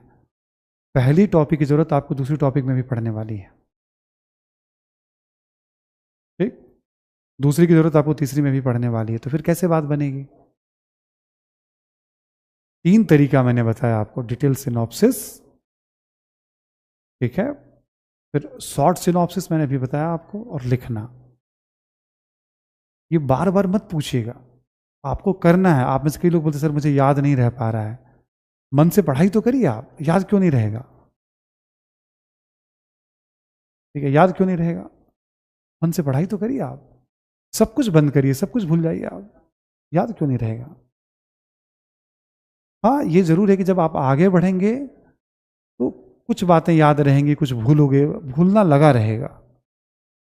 कुछ बच्चे ऐसे होते हैं जो लगभग पूरी बातों को याद कर लेते हैं। हर क्लास में ऐसे कम से कम 20, 25, 30 बच्चे मुझे मिले हैं अभी तक। आपका ये तीसरा बैच जो मैं ले रहा हूँ, इससे पहले 2 बैच मैं ले चुका हूँ अपने यहाँ केजीएस में, ठीक है। हर क्लास में लगभग मैंने ये स्थिति देखी है, और करीब करीब 25-30% बच्चे क्लास के बीच तक आते आते वो पेस पकड़ लेते हैं। 15-20% बच्चे डर डर के अपने आप को अलग मान लेते कि मुझसे नहीं होगा। मैं कोई पकड़ थोड़ी रहा आपको, मैं पूछ थोड़ी रहा हूं आपसे, मैं लिखने के लिए कुछ थोड़ी कह रहा हूं आपको। आपको तो बस याद करना है। आप खुद याद करिए, सिनॉप्सिस बना हुआ है, आप उसको देख करके रिकॉल करिए, शॉर्ट सिनॉप्सिस को रिकॉल करके लिखिए आप। और तथ्यों के प्रति खोजी प्रवृत्ति मत रखिएगा। ठीक है, तथ्यों के प्रति खोजी प्रवृत्ति मत रखिएगा। अभी मुझे बहुत सारी बातें सिखानी है आपको। यदि हमें कुछ नए तथ्य वगैरह थोड़े बहुत मिलते हैं तो उसका हम क्या करें, कैसे यूज करें, ये भी सिखाऊंगा आपको मैं। कहाँ से मिलेंगे, कैसे मिलेंगे, ये भी बताऊंगा मैं आपको। ठीक, बट वो सब अभी बाद में, बहुत बाद में है। हाँ, अब जैसे पहला टॉपिक है, प्रारंभिक परीक्षा में भी 2-3 प्रश्न ही पूछे गए हैं, और बहुत सिंपल। सहायक संदीप एक बार पूछा गया है, एक बार कुछ ऐसे पूछा गया है। और पहले टॉपिक से जो मेंस में 10 साल में 2 प्रश्न ये पूछे गए हैं। ठीक है, लास्ट 10 ईयर्स की बात करें हम, हालांकि इससे पहले भी कुछ सवाल पूछे गए हैं, ठीक है, 10 ईयर्स में पूछे गए हैं। अब मैंने आपको देखो क्यों कहा था कि आप टॉपिक पढ़िए। अब देखो मैं आपको एक नया क्वेश्चन देता हूं, अप्लाइड सवाल।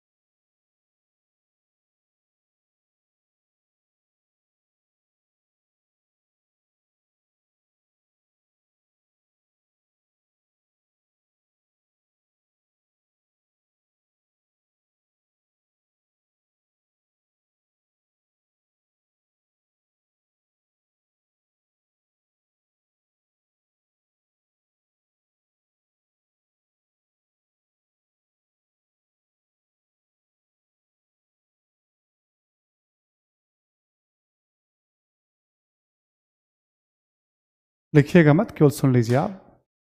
ये आपने तो पहले सुना ही है, मैंने अपने मित्रों को शक्तिशाली बनाए बिना शत्रु को कमजोर कर दिया। कॉर्नवालिस ने कब कहा था? तृतीय मैसूर युद्ध। मैंने इसमें एक लाइन क्या ऐड कर दिया? यह कथन केवल तृतीय मैसूर युद्ध नहीं बल्कि संपूर्ण भारत विजय के दौरान इसे नीति के तौर पर अपनाया गया। क्वेश्चन क्या हमने कर दिया कि कॉर्नवालिस का यह कथन केवल मैसूर युद्ध में नहीं बल्कि पूरे भारत विजय में अंग्रेजों ने अपने किसी भी भारतीय मित्र को शक्तिशाली बनने नहीं दिया। अब आपको जैसे मान लो सपोज दैट अब इस क्वेश्चन का उत्तर लिखना है एग्जाम्पल के तौर पे। अब देखो जैसे आप समझ लो ये लेवल एक तरह से 2 या 3 का सवाल है, टफेस्ट सवाल हो गया एक तरह से, एक नजर में शुरुआत करने वाले बच्चों के लिए टफेस्ट सवाल है, एकदम टॉप लेवल का सवाल है। बट इतना टफ कुछ नहीं होता है। हमें क्या करना है, ऐसे सवालों को सिंप्लीफाई कर देना है। जैसे हमने मान लो एक परिचय दे दिया, इसमें परिचय दे दिया हमने सपोज है तृतीय मैसूर युद्ध के बारे में।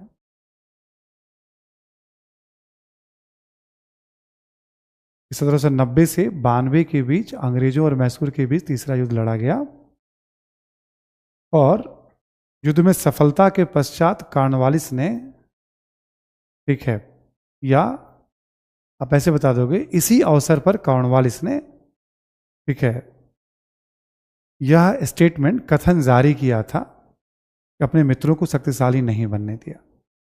ठीक, आपने ये बात पहले लाइन में बता दी। अगला बता दिए कैसे नहीं बनने दिया।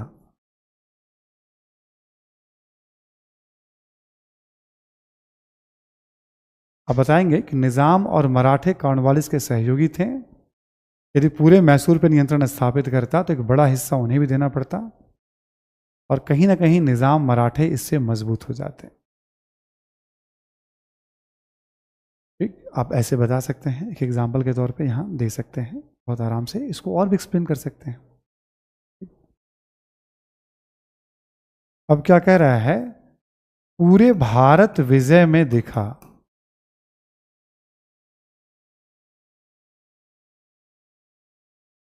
जैसे बंगाल एग्जाम्पल ले लीजिए। अब आप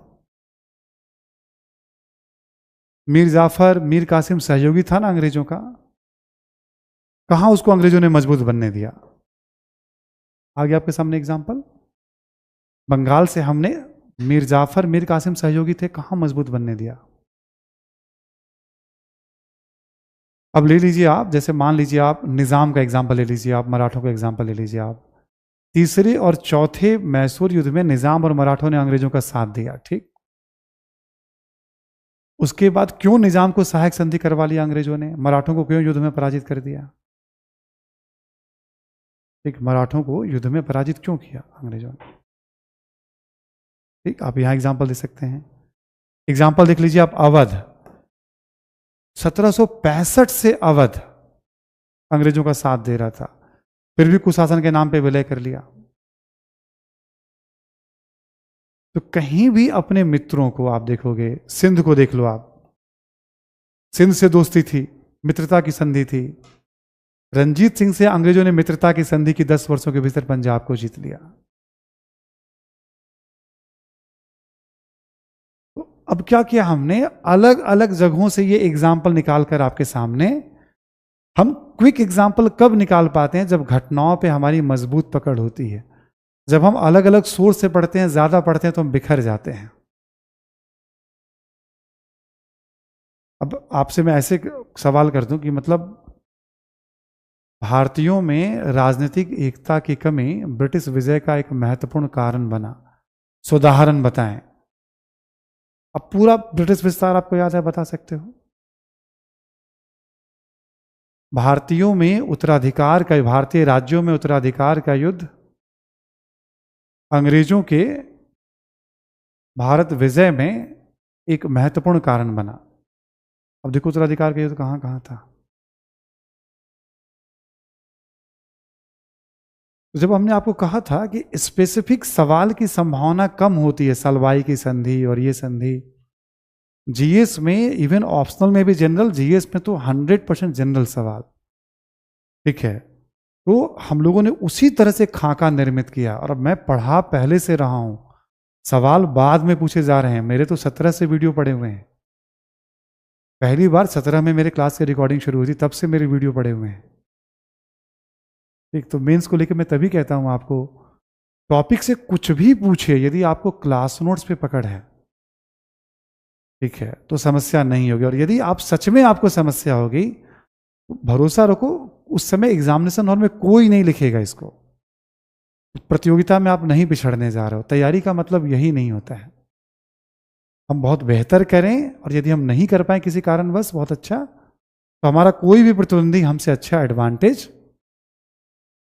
वैसे मैं आपको श्योर करता हूं, इतिहास में मेरे बच्चों को कंफर्म एडवांटेज है मेंस में, कोई डाउट नहीं है इसमें। केवल इस टॉपिक के आधार पर हिस्ट्री ऑप्शनल के 80% से ज्यादा सवाल ब्रिटिश विस्तार के सॉल्व हो जाएंगे, केवल इस टॉपिक के आधार पर, जितना मैंने पढ़ाया आपको। ठीक, बहुत ज्यादा राइटिंग पे बात करेंगे तो आप में बिखरा होगा। कुछ प्रश्न मैंने बोल दिया आपको, सुन पा रहे हैं सभी लोग ना? जैसे राजनीतिक एकता की कमी, इसलिए हमने कहा दोबारा सुनिएगा, उसको नोट कर लीजिएगा। ये जानबूझ करके एक अप्लाइड सवाल, थोड़ा टफेस्ट सवाल रख दिया बोर्ड पे हमने, इसलिए हमने इस क्वेश्चन को वहां नहीं बताया था। हमने कहा वहां क्या बताना, थोड़ा इसको और बड़े फलक पे मैं बताता हूं आपको। एग्जाम्पल जो भी हमने लिया, उत्तर जो भी बताया, इसमें ऐसी कोई बात नहीं है जो आप नहीं जानते हैं। आप उसको कैसे रिलेट करेंगे बहुत इंपॉर्टेंट हो जाता है। आप तेजी से रिलेट तब कर पाएंगे जब आप विषय वस्तु पे आपकी पकड़, जैसे आपने मैसूर लिख दिया ना, फिर आप सोचते हैं कि कहां कहां अंग्रेजों ने अपने सहयोगियों को आगे बढ़ने नहीं दिया। बंगाल में, निजाम, मराठे, जहां जहां एग्जाम्पल उठा के देख लीजिए आप, ठीक है। अवध में, सिंध में, पंजाब में रंजीत सिंह से मित्रता की संधि थी। हर जगह एग्जाम्पल मिल जाएंगे आपको। यूपीएससी के दोनों सवालों में देखा ना आपने, उत्तर एक ही था, लिखने का तरीका अलग था। एक जगह हार का कारण और एक जगह दशा। तो ये सारे पॉइंट जो मैं बता रहा हूं, ये राजनीतिक एकता की कमी का उदाहरण है, ये राष्ट्रीय चेतना की कमी का उदाहरण है, ये गुटबंदी का उदाहरण है। लिखना यही है आपको, बस क्वेश्चंस के रूप बदलेंगे। क्योंकि अब आप समझ गए हैं, तो किसी भी तरह से सवाल आएगा तो आप उत्तर आप प्रेजेंट कर सकते हैं। आखिरी सुझाव, पिछले आधा घंटा से मैं जो भी बात कर रहा हूं रिकॉर्डेड क्लास में, 2-3 बार इसको सुनिएगा, एक एक बात को, जो जो आपके काम की बात लगे दोबारा उसको आप नोट कर लीजिएगा। ठीक, मैं आपके कुछ सवालों को ले लेता हूं, फिर मैं आगे बढ़ूंगा। करण, करण, एक बार जरा सवाल बच्चों का, कुछ मैं आपके सवालों को अब ले लेता हूं, फिर आगे बढ़ूंगा।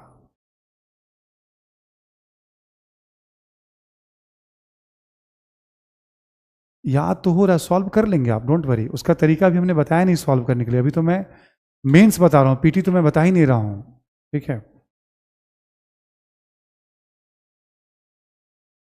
ये कौन है, तुम ऐसे कैसे लिखते हो? मैं कितनी बार मैं बोला हूं 90% सवाल आएंगे। कुछ भी लिखने के लिए मत लिखा करो ना बोर्ड पे।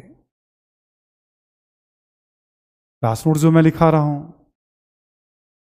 अब रिपीटेड सवालों का उत्तर मैं नहीं दूंगा, ठीक है। मैं जो लिखा रहा हूं उसमें डेट याद रखना है।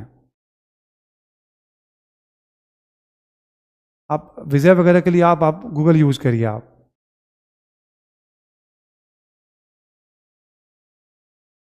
एक सेकंड रुक जाना। आंसर राइटिंग के लिए यहाँ सिस्टम बना हुआ था, अभी मुझे बात करनी पड़ेगी, वो सिस्टम थोड़ा होल्ड पे है। थोड़ा नीचे करना। जो अपना मैटर आपको दिया होगा किताब के फॉर्म में, नीचे नीचे करो।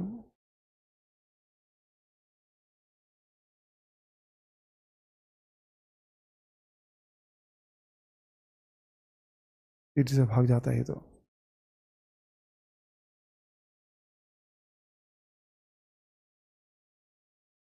डेट प्रैक्टिस से याद करोगे। बर्मा भी देश था, उसका विलय हुआ। सिक्किम भी देश था, अवध भी देश था, सबका विलय हुआ।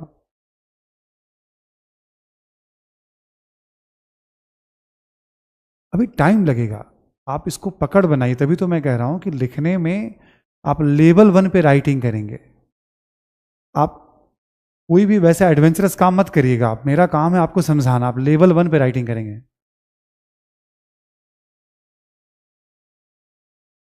तभी तो मैं कहता हूं ना कि अब रिपीटेड सवालों का उत्तर मैं नहीं देने वाला हूं, ठीक है।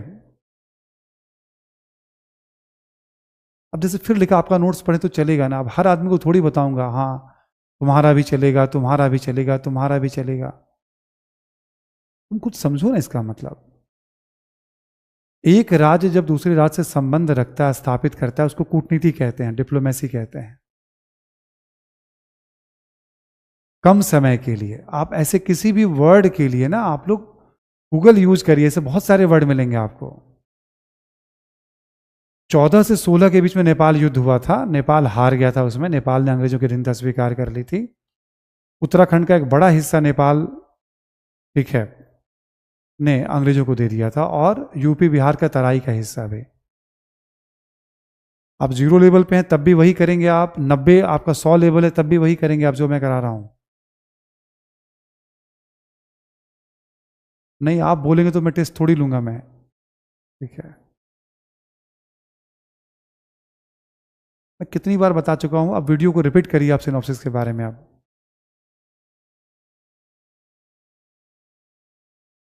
भाई निष्कर्ष या आगे चीजें तो मैं बताऊंगा ना, आप क्यों आप आगे आगे बढ़ रहे हैं। मेरी तो क्लास शुरू हुई है, मुझे ठीक से देख लीजिए, आप सबसे ज्यादा मैं ही मिलने वाला हूं, मैं कहीं भाग थोड़ी रहा हूं।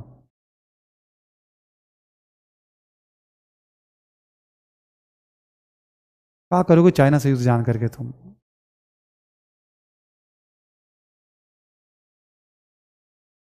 अप्रत्यक्ष नियंत्रण में आंतरिक नीति में कम हस्तक्षेप करते थे, ठीक है। ये मैं बता चुका हूं आंसर के बारे में, जितना मैं बताया उतना ही ध्यान दीजिए आप। हाँ कुशासन के नाम पर, हाँ भारत पाकिस्तान एक था।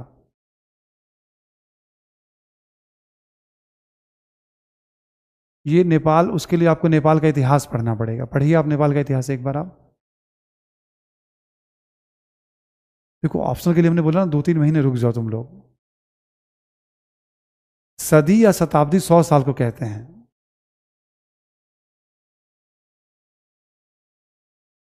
भाई जिसका जिससे फायदा को वो उसको बनाएगा नवाब।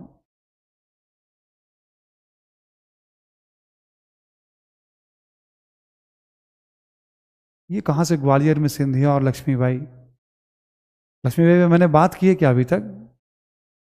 उड़ामन छोड़ दो, जाट नेता हुआ करते थे, मैं बता दूंगा मिडिवल इंडिया में। हाँ जोड़ने में दिक्कत आएगी, बहुत अच्छा सवाल है आपका युद्ध की घड़ी, आप अलग अलग ही पढ़िए उसको, अभी आप अपने आप जुड़ जाएगा। गुटबंदी में बता चुका हूं दूसरी क्लास में, आप देखिएगा वीडियो एक बार आप।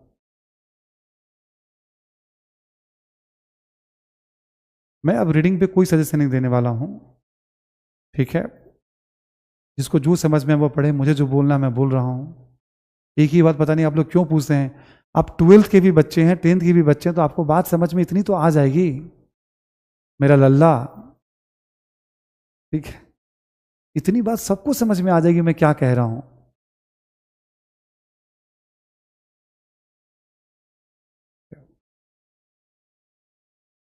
रेजिडेंट एक अधिकारी होता था, यह भी मैं बता चुका हूं।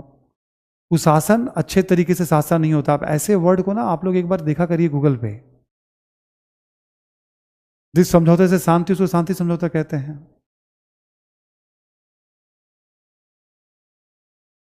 देखो आज के हिसाब से सिंध और पंजाब को नहीं बांट पाओगे आप, उस समय थोड़ा बहुत हस्तक्षेप होता रहता था। नवाब पदवी है भाई, अंग्रेजों की हार हुई थी ना, क्यों नहीं हुई थी। अंबुर की लड़ाई में ही अंग्रेजों की हार हुई थी। मराठों ने एक बार अंग्रेजों को हराया था, अलग अलग अवसरों पे हैदर अली ने हराया था। ठीक हो जाएगा, आप लिखते रहिए, आप उसमें समस्या, आंसर राइटिंग आपका ठीक हो जाएगा। 2017 के क्वेश्चन का आंसर मैं ऑलरेडी लिखा चुका हूं आपको। छोटे छोटे राज्य और राजनीतिक दशा, आप सुनने पे ध्यान दीजिए ना, हमने क्या बोला, आधा घंटा और सुन लीजिए आप। मैं आपको अधूरे में थोड़ी छोड़ रहा हूं आपको, मैं जानता तो हूं कि आप बच्चे हैं आप सब। एक ही बात मुझसे रिपीट करवाते रहते हैं आप लोग। मैं बस बता रहा हूं, अगले चैप्टर पे आ रहा हूं। उसका कोई नोट्स नहीं बनाना है, उसका सिनॉप्सिस बनाना है मैं जो पढ़ा रहा हूं।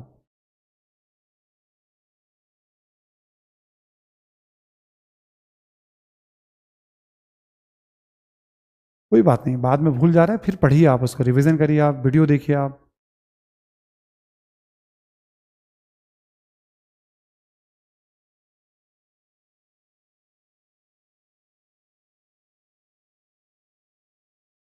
भारत विजय इसलिए कहते हैं क्योंकि सबको मिलाकर के भारत और इंडिया नाम दिया गया था। एक उत्तर क्यों, मैं तुम्हें 50-60 उत्तर दे दूंगा मेरे मित्र, ठीक है, जस्ट वेट करो। तुम क्या करोगे एक उत्तर लेकर के? यूट्यूब पे मेरा मेरा वीडियो कभी सर्च कर लेना, 30 प्रश्नों के उत्तर मैंने लिखा रखे हैं उस पर, ठीक है। सिनॉप्सिस शॉर्ट फॉर्म होता है।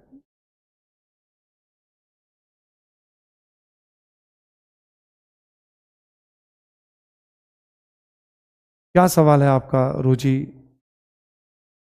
मैं नहीं आया, मुझे नहीं दिख पा रहा है, ठीक है। नहीं, मैप बनाना ज्योग्राफी वाले सर सिखा देंगे ना आपको, क्यों परेशान हो रहे हैं आप?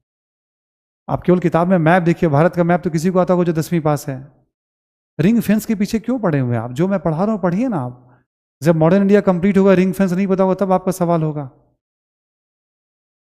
जमींदार और जागीरदार, जागीरदार सरकारी अधिकारी होते हैं, जमींदार सरकारी अधिकारी नहीं होते हैं। और भी अंतर है, मैं बता दूंगा। लाल सिंह की तुलना मीर जाफर से दोनों ने गद्दारी की थी। जब मैं किसी क्वेश्चन का आंसर बोलता हूं, घर में बैठ के उसको लिख लीजिए, पूरा आंसर मैं बता देता हूं। रिकॉर्डेड क्लास ऑन करिए और उसको नोट कर लीजिए, आप लिख लीजिए। आप हर क्वेश्चन का मैं आंसर बता दूंगा, नोट कर लीजिएगा आप केवल घर में बैठ के दोबारा।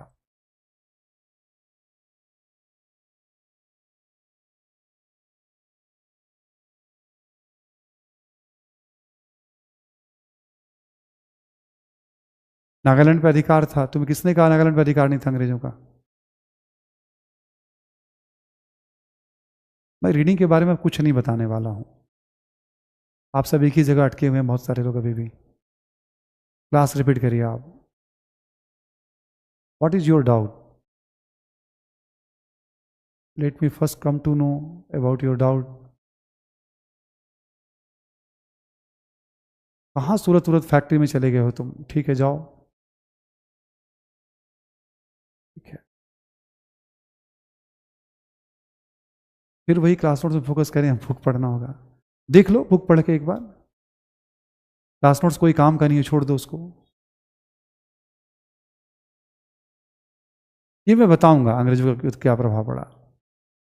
मैं इतनी बार बता चुका हूं, केवल क्लास नोट्स पढ़ो, समय मिलो तो बुक पढ़ो। पता नहीं तुम लोगों को क्या होता है। मैं श्योर हूं ना कि मैं आईएएस के बच्चों को पढ़ा रहा हूं। मैं 10वीं को बच्चे को भी पढ़ाऊंगा तो उसको ये बात समझ में आ जाएगी, यदि थोड़ा भी पढ़ाई किया है तो। भाई मुझे क्वेश्चन दिखेगा तभी तो मैं बता पाऊंगा तुम्हारा कौन सा क्वेश्चन है। तुमने 20 बार पूछा कि 30 बार पूछा?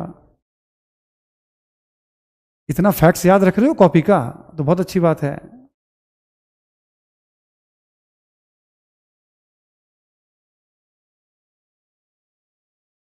डलहौजी शासक का नाम है, एक जगह का भी नाम है।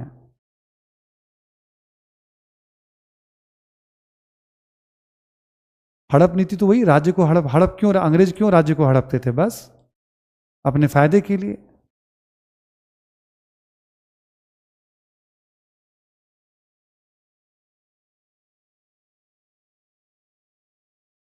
ग्लास में डाल देना।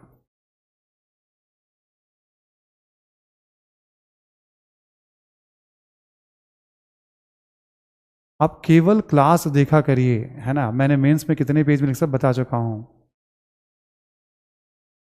अंग्रेज अभी भी, कुछ अंग्रेज तो हमेशा रहते हैं भारत में। अंग्रेजों से ज्यादा तो हम रहते हैं अंग्रेजों के पास ब्रिटेन में। आम जनता का हाल डिस्कस हो जाएगा आप जब मेडिवल इंडिया के लास्ट क्लास में आएंगे तो। हम अप्रत्यक्ष नियंत्रण से अंग्रेजों को ये लाभ हुआ, उनके पास समर्थकों की एक टीम थी। समस्या होने पे वो सब शासक अंग्रेजों का साथ दिया करते थे। शुकरचकिया नाम है एक संघ का।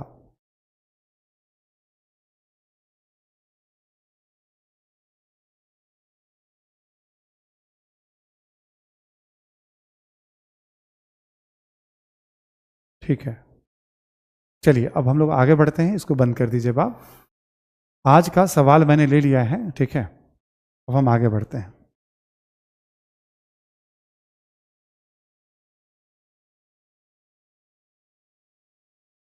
अब हमारा आगे है, ठीक है, अगला जो टॉपिक है वो है हमारी टॉपिक, नेक्स्ट टॉपिक है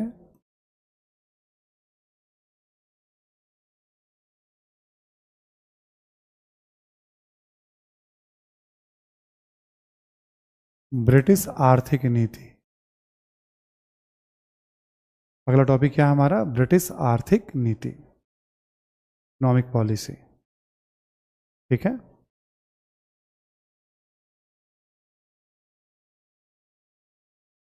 इसमें पढ़ना क्या क्या है आपको लिख लीजिए आप। भू राजस्व नीति,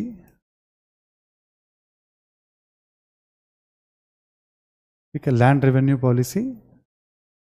इसमें हम लोग पढ़ेंगे, मैं भी एक्सप्लेन करूंगा आपको, जमींदारी, रैयतवारी और महलवारी। जमींदारी, रैयतवारी और महलवारी,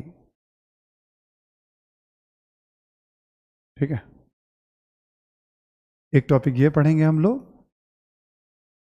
एक हम लोग पढ़ेंगे कृषि का वाणिज्यकरण, ठीक है। कृषि का पिछड़ेपन, लिखते जाइएगा आप लोग,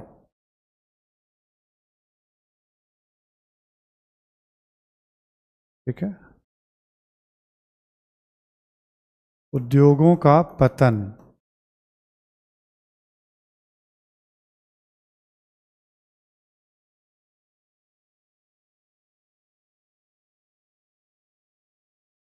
आधुनिक उद्योगों का विकास,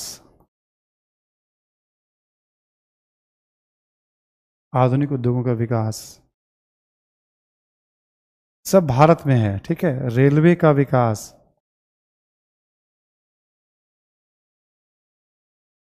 ठीक है।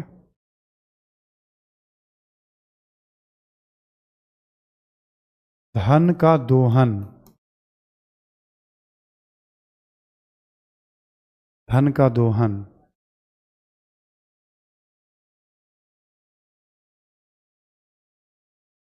अकाल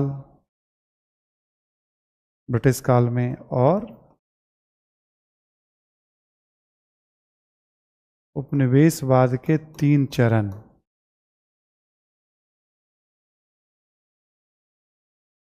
उपनिवेशवाद के 3 चरण।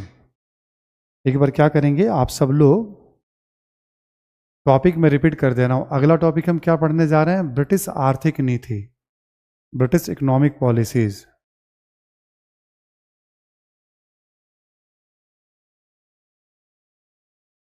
ठीक है। इसमें हम पहला टॉपिक क्या पढ़ेंगे? हम भू राजस्व नीति। हर एक टॉपिक को समझाऊंगा, लिखाऊंगा आपको मैं, ठीक है। भू राजस्व नीति है ना, इसमें जमींदारी, रैयतवारी, महलवारी, आप में से बहुत से लोग नाम जानते होंगे, बट शुरू करूंगा, मैं समझाऊंगा इसको। कृषि का वाणिज्यीकरण एक टॉपिक होगा, यानी बाजार को ध्यान में रखकर खेती। ब्रिटिश काल में खेती क्यों पिछड़ गई थी? आधुनिक उद्योग मतलब भारतीय उद्योगों का कैसे पतन हुआ? आधुनिक उद्योगों का कितना विकास हुआ? रेलवे का कैसे विकास हुआ? भारत से धन या पैसे को कैसे बाहर ले जाया गया? अकाल के बारे में पढ़ेंगे हम लोग, ठीक है। फैमाइन के बारे में पढ़ेंगे, जो अभाव होता है आवश्यक वस्तुओं का। उपनिवेशवाद का 3 चरण मैं तभी समझाऊंगा जब मैं आपको इसके बारे में बताऊंगा, ठीक। नोट कर लिया आप लोगों ने इस पॉइंट को? आगे बढ़ते हैं जरा।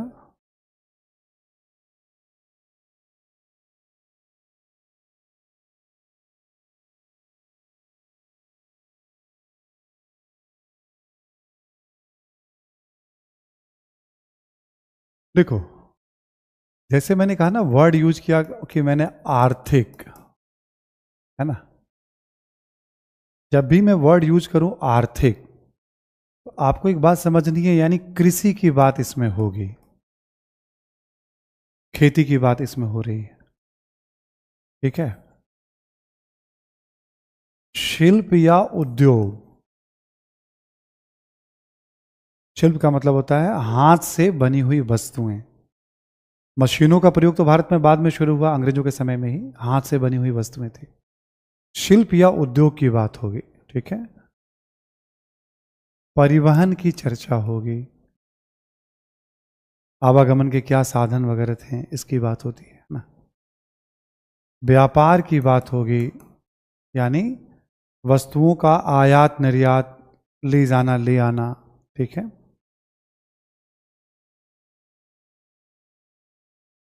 परिवहन, व्यापार, कृषि, शिल्प, उद्योग, ठीक है। और संचार की बात होती है। संचार का मतलब जैसे फोन हमने किया या पोस्ट कर दिया हमने, ठीक है। टेलीग्राम वगैरह हुआ करता था पहले, ठीक है। कम्युनिकेशन की बात होगी, है ना। जब भी कहा जाए अंग्रेजों की आर्थिक नीति या आर्थिक प्रभाव, आर्थिक शब्द जैसे आए, आपको क्या ध्यान रखना है? कृषि, उद्योग, परिवहन, व्यापार, संचार।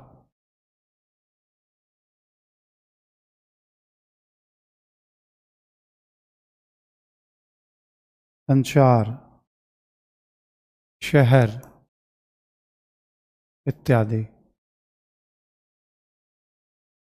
जैसे हम आर्थिक शब्द का प्रयोग करेंगे हम, तो आपको इस आपके दिमाग में क्या बननी चाहिए छवि, इस तरह की बात हो रही है। खेती तो आप सभी लोग जानते होंगे थोड़ा बहुत, जो उपजाया जाता है फसल। अब तो चलो मशीनों से चीज़ें बनती हैं, उस समय हाथ से चीज़ें बनती थी। कुछ भी, कोई भी कपड़ा हो, बर्तन हो, किचन का कोई सामान हो, खेती का कोई सामान हो, युद्ध का कोई सामान हो, उठने बैठने की चीज़ हो, कुछ भी, मकान में जितनी चीज़ें थी सब हाथ से बनती थी, मशीनों का प्रयोग नहीं होता था। शिल्प या उद्योग। आवागमन के साधन यानी परिवहन के साधन, आज तमाम देखिए आप, रेल है, मेट्रो है, बस है, ठीक है, साइकिल है, मोटरसाइकिल है, सब तमाम था। उस दौर में इतने साधन नहीं थे। व्यापार, एक जगह से दूसरी जगह वस्तुओं को ले जाना ले आना। संचार, ठीक है, जैसे हम लोग फोन पे बातचीत करते हैं, संचार का एक माध्यम हो गया। Post office. शहर, शहरों की जब हम बात करते हैं, ठीक है। जैसे आर्थिक शब्द आए ना, तो आपके दिमाग में ये बात आनी चाहिए। अच्छा, अर्थव्यवस्था के बाद, जैसे अभी हमने कहा कि मैं आपसे आर्थिक नीतियों के बारे में बात करने जा रहा हूं, तो आप देखोगे ना, कृषि की बात कर रहे हैं, इसमें उद्योग की बात कर रहे हैं, परिवहन की बात कर रहे हैं हम, यानी अर्थव्यवस्था के ही अलग अलग सेक्शन की बात कर रहे हैं, ठीक। दो शब्द लिखेंगे आप आर्थिक के बाद, एक लिखें आप उपनि साम्राज्यवाद।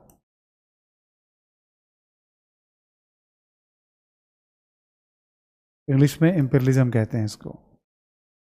लिखें आप साम्राज्यवाद, लिखें किसी राष्ट्र के आक्रामक व्यवहार,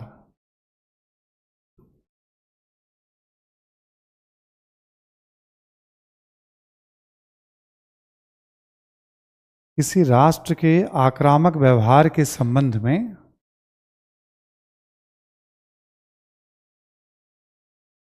किसी राष्ट्र के आक्रामक व्यवहार के संबंध में इस शब्द का प्रयोग किया जाता है।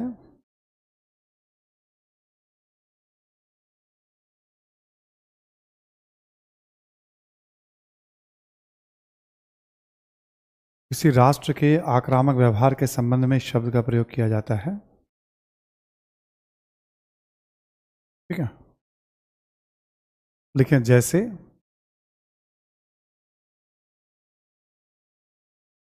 किसी राष्ट्र के द्वारा दूसरे राष्ट्र को धमकी देना,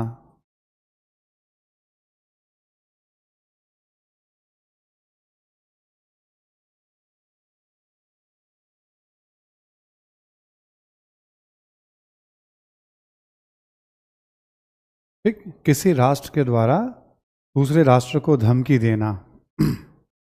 कुछ भूभाग, कुछ भूभाग या संपूर्ण भूभाग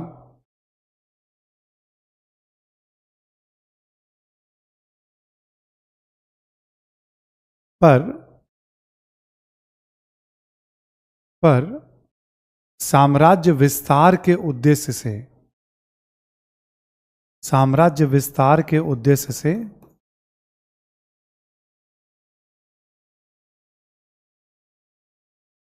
विस्तार के उद्देश्य से नियंत्रण स्थापित करना।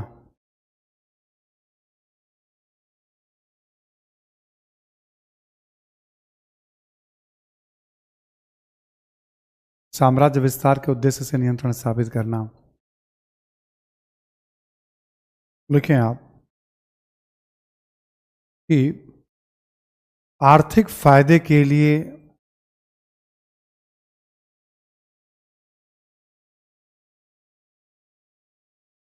आर्थिक फायदे के लिए अप्रत्यक्ष नियंत्रण या प्रत्यक्ष नियंत्रण स्थापित करना।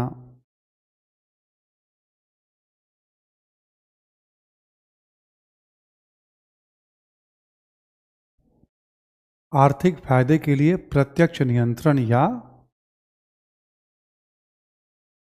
अप्रत्यक्ष नियंत्रण स्थापित करना।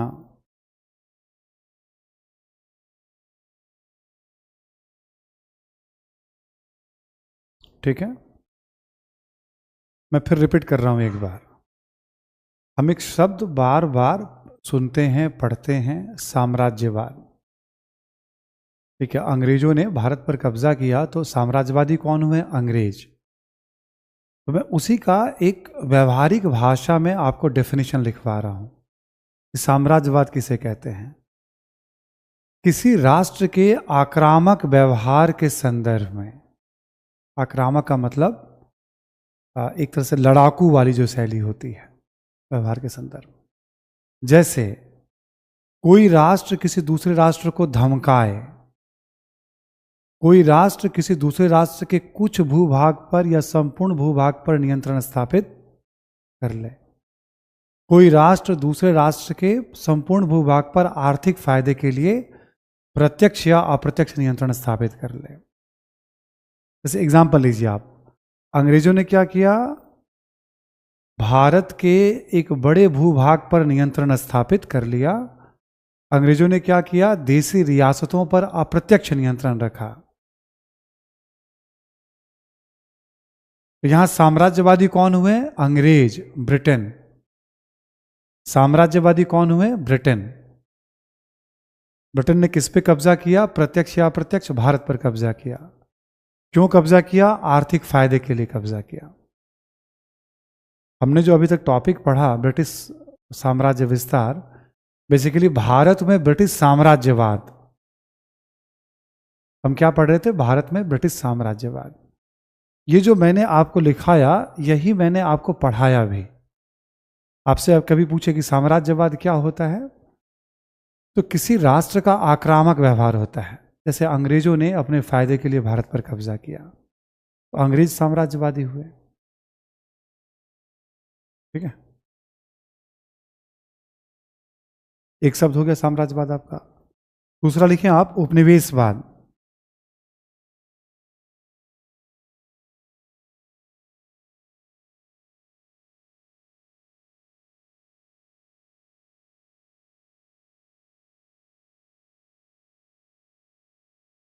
लिखें, जब कोई राष्ट्र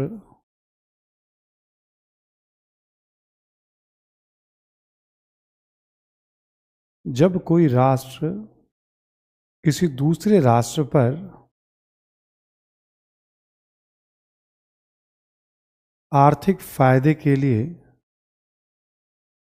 प्रत्यक्ष या अप्रत्यक्ष नियंत्रण स्थापित करता है,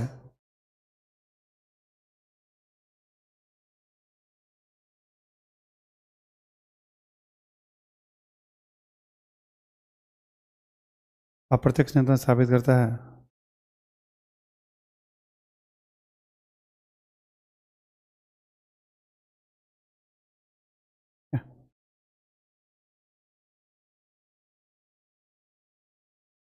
तो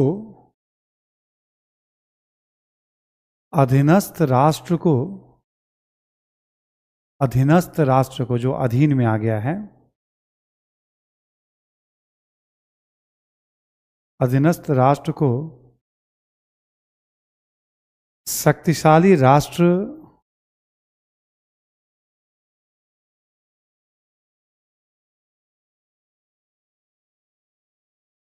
अधीनस्थ राष्ट्र को शक्तिशाली राष्ट्र का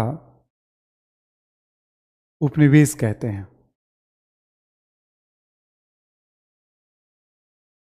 शक्तिशाली राष्ट्र का उपनिवेश कहते हैं।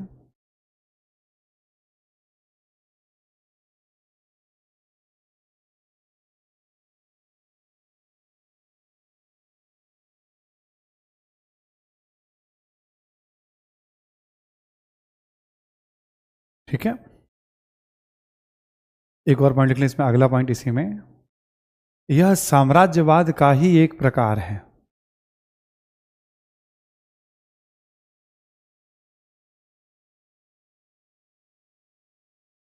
यह साम्राज्यवाद का ही एक प्रकार है। फिर से समझिएगा, ठीक है। उपनिवेशवाद किसको कहते हैं? हमने कहा साम्राज्यवाद के कई रूप हैं। धमकी देना, साम्राज्य विस्तार के लिए कब्जा करना, आर्थिक फायदे के लिए कब्जा करना। जो आर्थिक फायदे वाला पॉइंट मैंने अभी लिखा है ना, ये कहलाता है उपनिवेशवाद। इसलिए हमने कहा साम्राज्यवाद का ही एक प्रकार है। जब कोई शक्तिशाली देश किसी दूसरे देश पर आर्थिक फायदे के लिए प्रत्यक्ष या अप्रत्यक्ष नियंत्रण स्थापित करता है, जैसे अंग्रेजों ने भारत पर नियंत्रण। भारत किसका उपनिवेश था? अंग्रेजों का। भारत किसका उपनिवेश था? अंग्रेजों का। ठीक है, अब अंग्रेजों को कैसे आर्थिक फायदा मिला तो हम आर्थिक नीतियों में देखेंगे। हम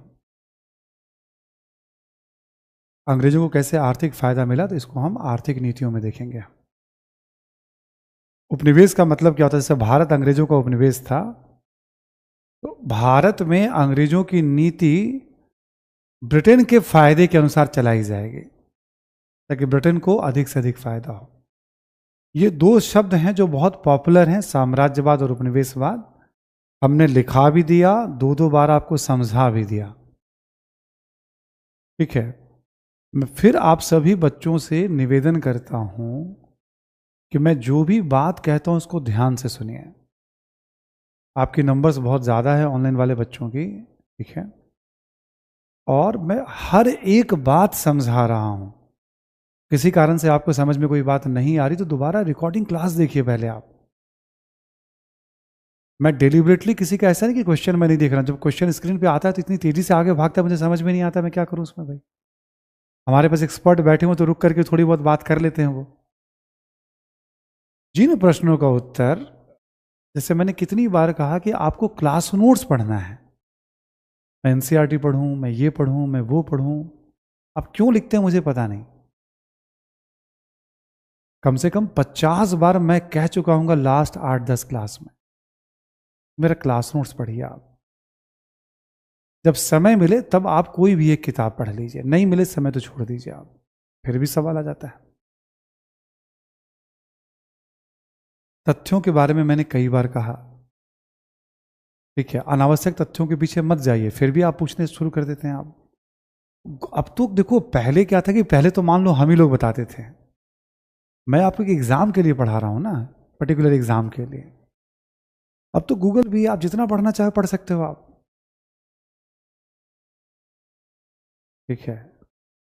जैसे किसी स्टूडेंट को इंटरेस्ट है कि नेपाल का राजा कौन था, उस समय राजा को राणा कहते थे, ठीक है, तो आप पढ़ सकते हो बहुत आराम से, किताबों में भी दिया हुआ है। आप, हमने तो साफ साफ कहा ना कि बर्मा, अफगानिस्तान, इन सब के शासकों के बारे में नहीं पढ़ना, नहीं याद रखना। मैं कह देता हूं उसके बाद फिर सवाल पूछते हैं। तो मैं इतना तो मान के चलूं ना कि आप सब 10वीं पास हैं, इतनी बुद्धि तो होगी कि जो बात मैं समझा रहा हूं उसको एटलीस्ट सुन, अच्छा ये नहीं करना है, ये करना है। देखो मैं थकने वाले में से नहीं हूं, मैं समझाता रहूंगा आपको, बट कभी कभी क्या होता है जब बालक नादान हो तो उसको डांटना भी पड़ता है। भाई मेरा काम आपको बताना और सिखाना है। बट आप जिस तरह के सवाल, जो बात इतनी बार मैं बता रहा हूं आप पूछेंगे तो मैं कैसे सिखा पाऊंगा आपको। आप में से कुछ लोग कहते हैं सर किसी क्वेश्चन का उत्तर एग्जाम्पल के तौर पे मान लीजिए, आप दोबारा से देखिएगा कि जो प्रश्न मैंने बोला ऑलमोस्ट उसका उत्तर मैंने बता दिया। आपको क्या करना है, घर में रिकॉर्डिंग क्लास खोल करके उसको नोट कर लेना है।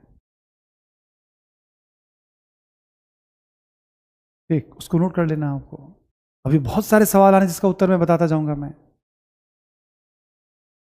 बरेजली पे जो सवाल पूछा गया उसका उत्तर उस दिन बताया था हमने। भाई उत्तर तो पहले मैं ही बताऊंगा ना, तब आप लिखोगे।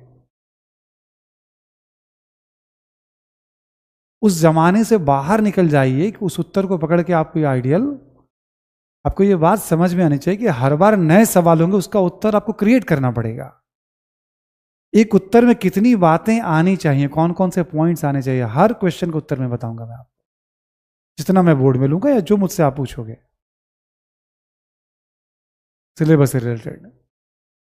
क्वेश्चन वही थोड़ी आने वाला है आपके एग्जाम में, हर बार नए प्रश्न आते हैं।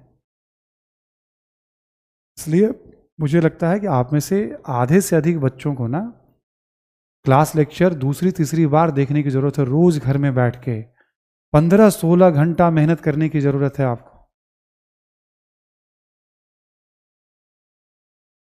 5-7 घंटे वाली बात नहीं है भाई, ध्यान रखिएगा आप लोग। अभी मैंने आपको 2 टर्म समझाए हैं, साम्राज्यवाद क्या होता है।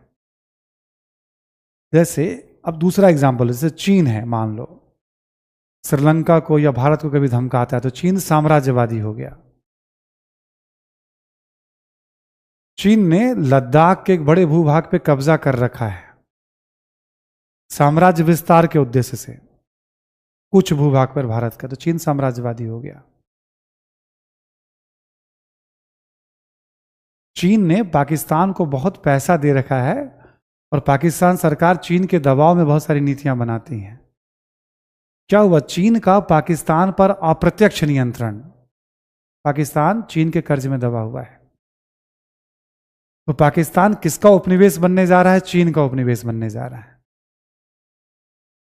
ये करंट एग्जाम्पल देके बता रहा हूं। उस समय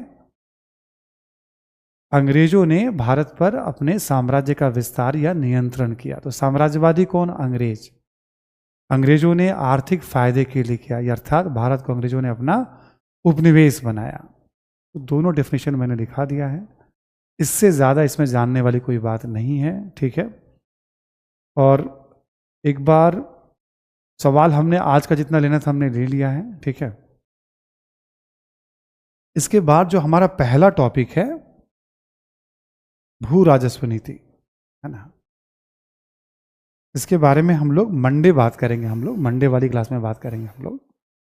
बस मैं इतना आपको बता देता हूं कि जो भू राजस्व नीति है इसमें यह पढ़ना होता है हमें कि अंग्रेजों ने किसानों से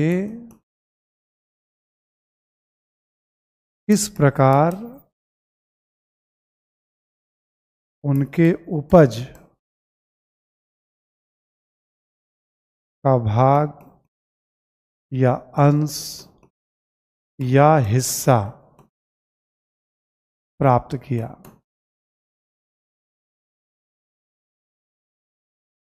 भू राजस्व नीति में हम क्या पढ़ने जा रहे हैं, अंग्रेजों ने भारतीय किसानों से जो खेती करते थे तो अंग्रेजों ने कितना उनसे लिया, कैसे लिया। भू राजस्व नीति में हम ये पढ़ने जा रहे हैं। 3 हिस्सों में बांट कर पढ़ेंगे। एक जमींदारी बंदोबस्त, ठीक है। तो भू राजस्व नीति का क्रक्स मैंने आपको बता दिया है क्या पढ़ने जा रहा है, ठीक है। चलिए मंडे को मुलाकात होती है, आप सब रिवीजन कर लीजिएगा। और मंडे को केवल भू राजस्व नीति पे बात होगी।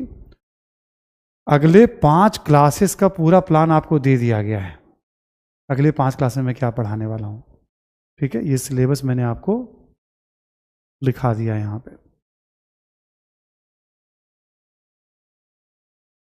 इसी क्रम में पढ़ाने वाला हूं मैं आपको, जितने ये 0-0 लगाए हुए हैं, ठीक। तो बस आप क्लास के साथ साथ चलिए, पुराने क्लास नोट्स को दोहराइए आप, ठीक है। यूपीएससी में पूछे गए सवालों को आप देख सकते हैं एक बार, जो हमने दिया है। आप लेवल 1 के सवाल है उसको भी लिख सकते हैं आप, कोई बहुत बड़ी बात नहीं है। बट याद रखना ज़्यादा ज़रूरी है अधिकांशतः बच्चों के लिए, ठीक है। चलिए, थैंक यू। और फिर हम लोग बात करते हैं सोमवार को।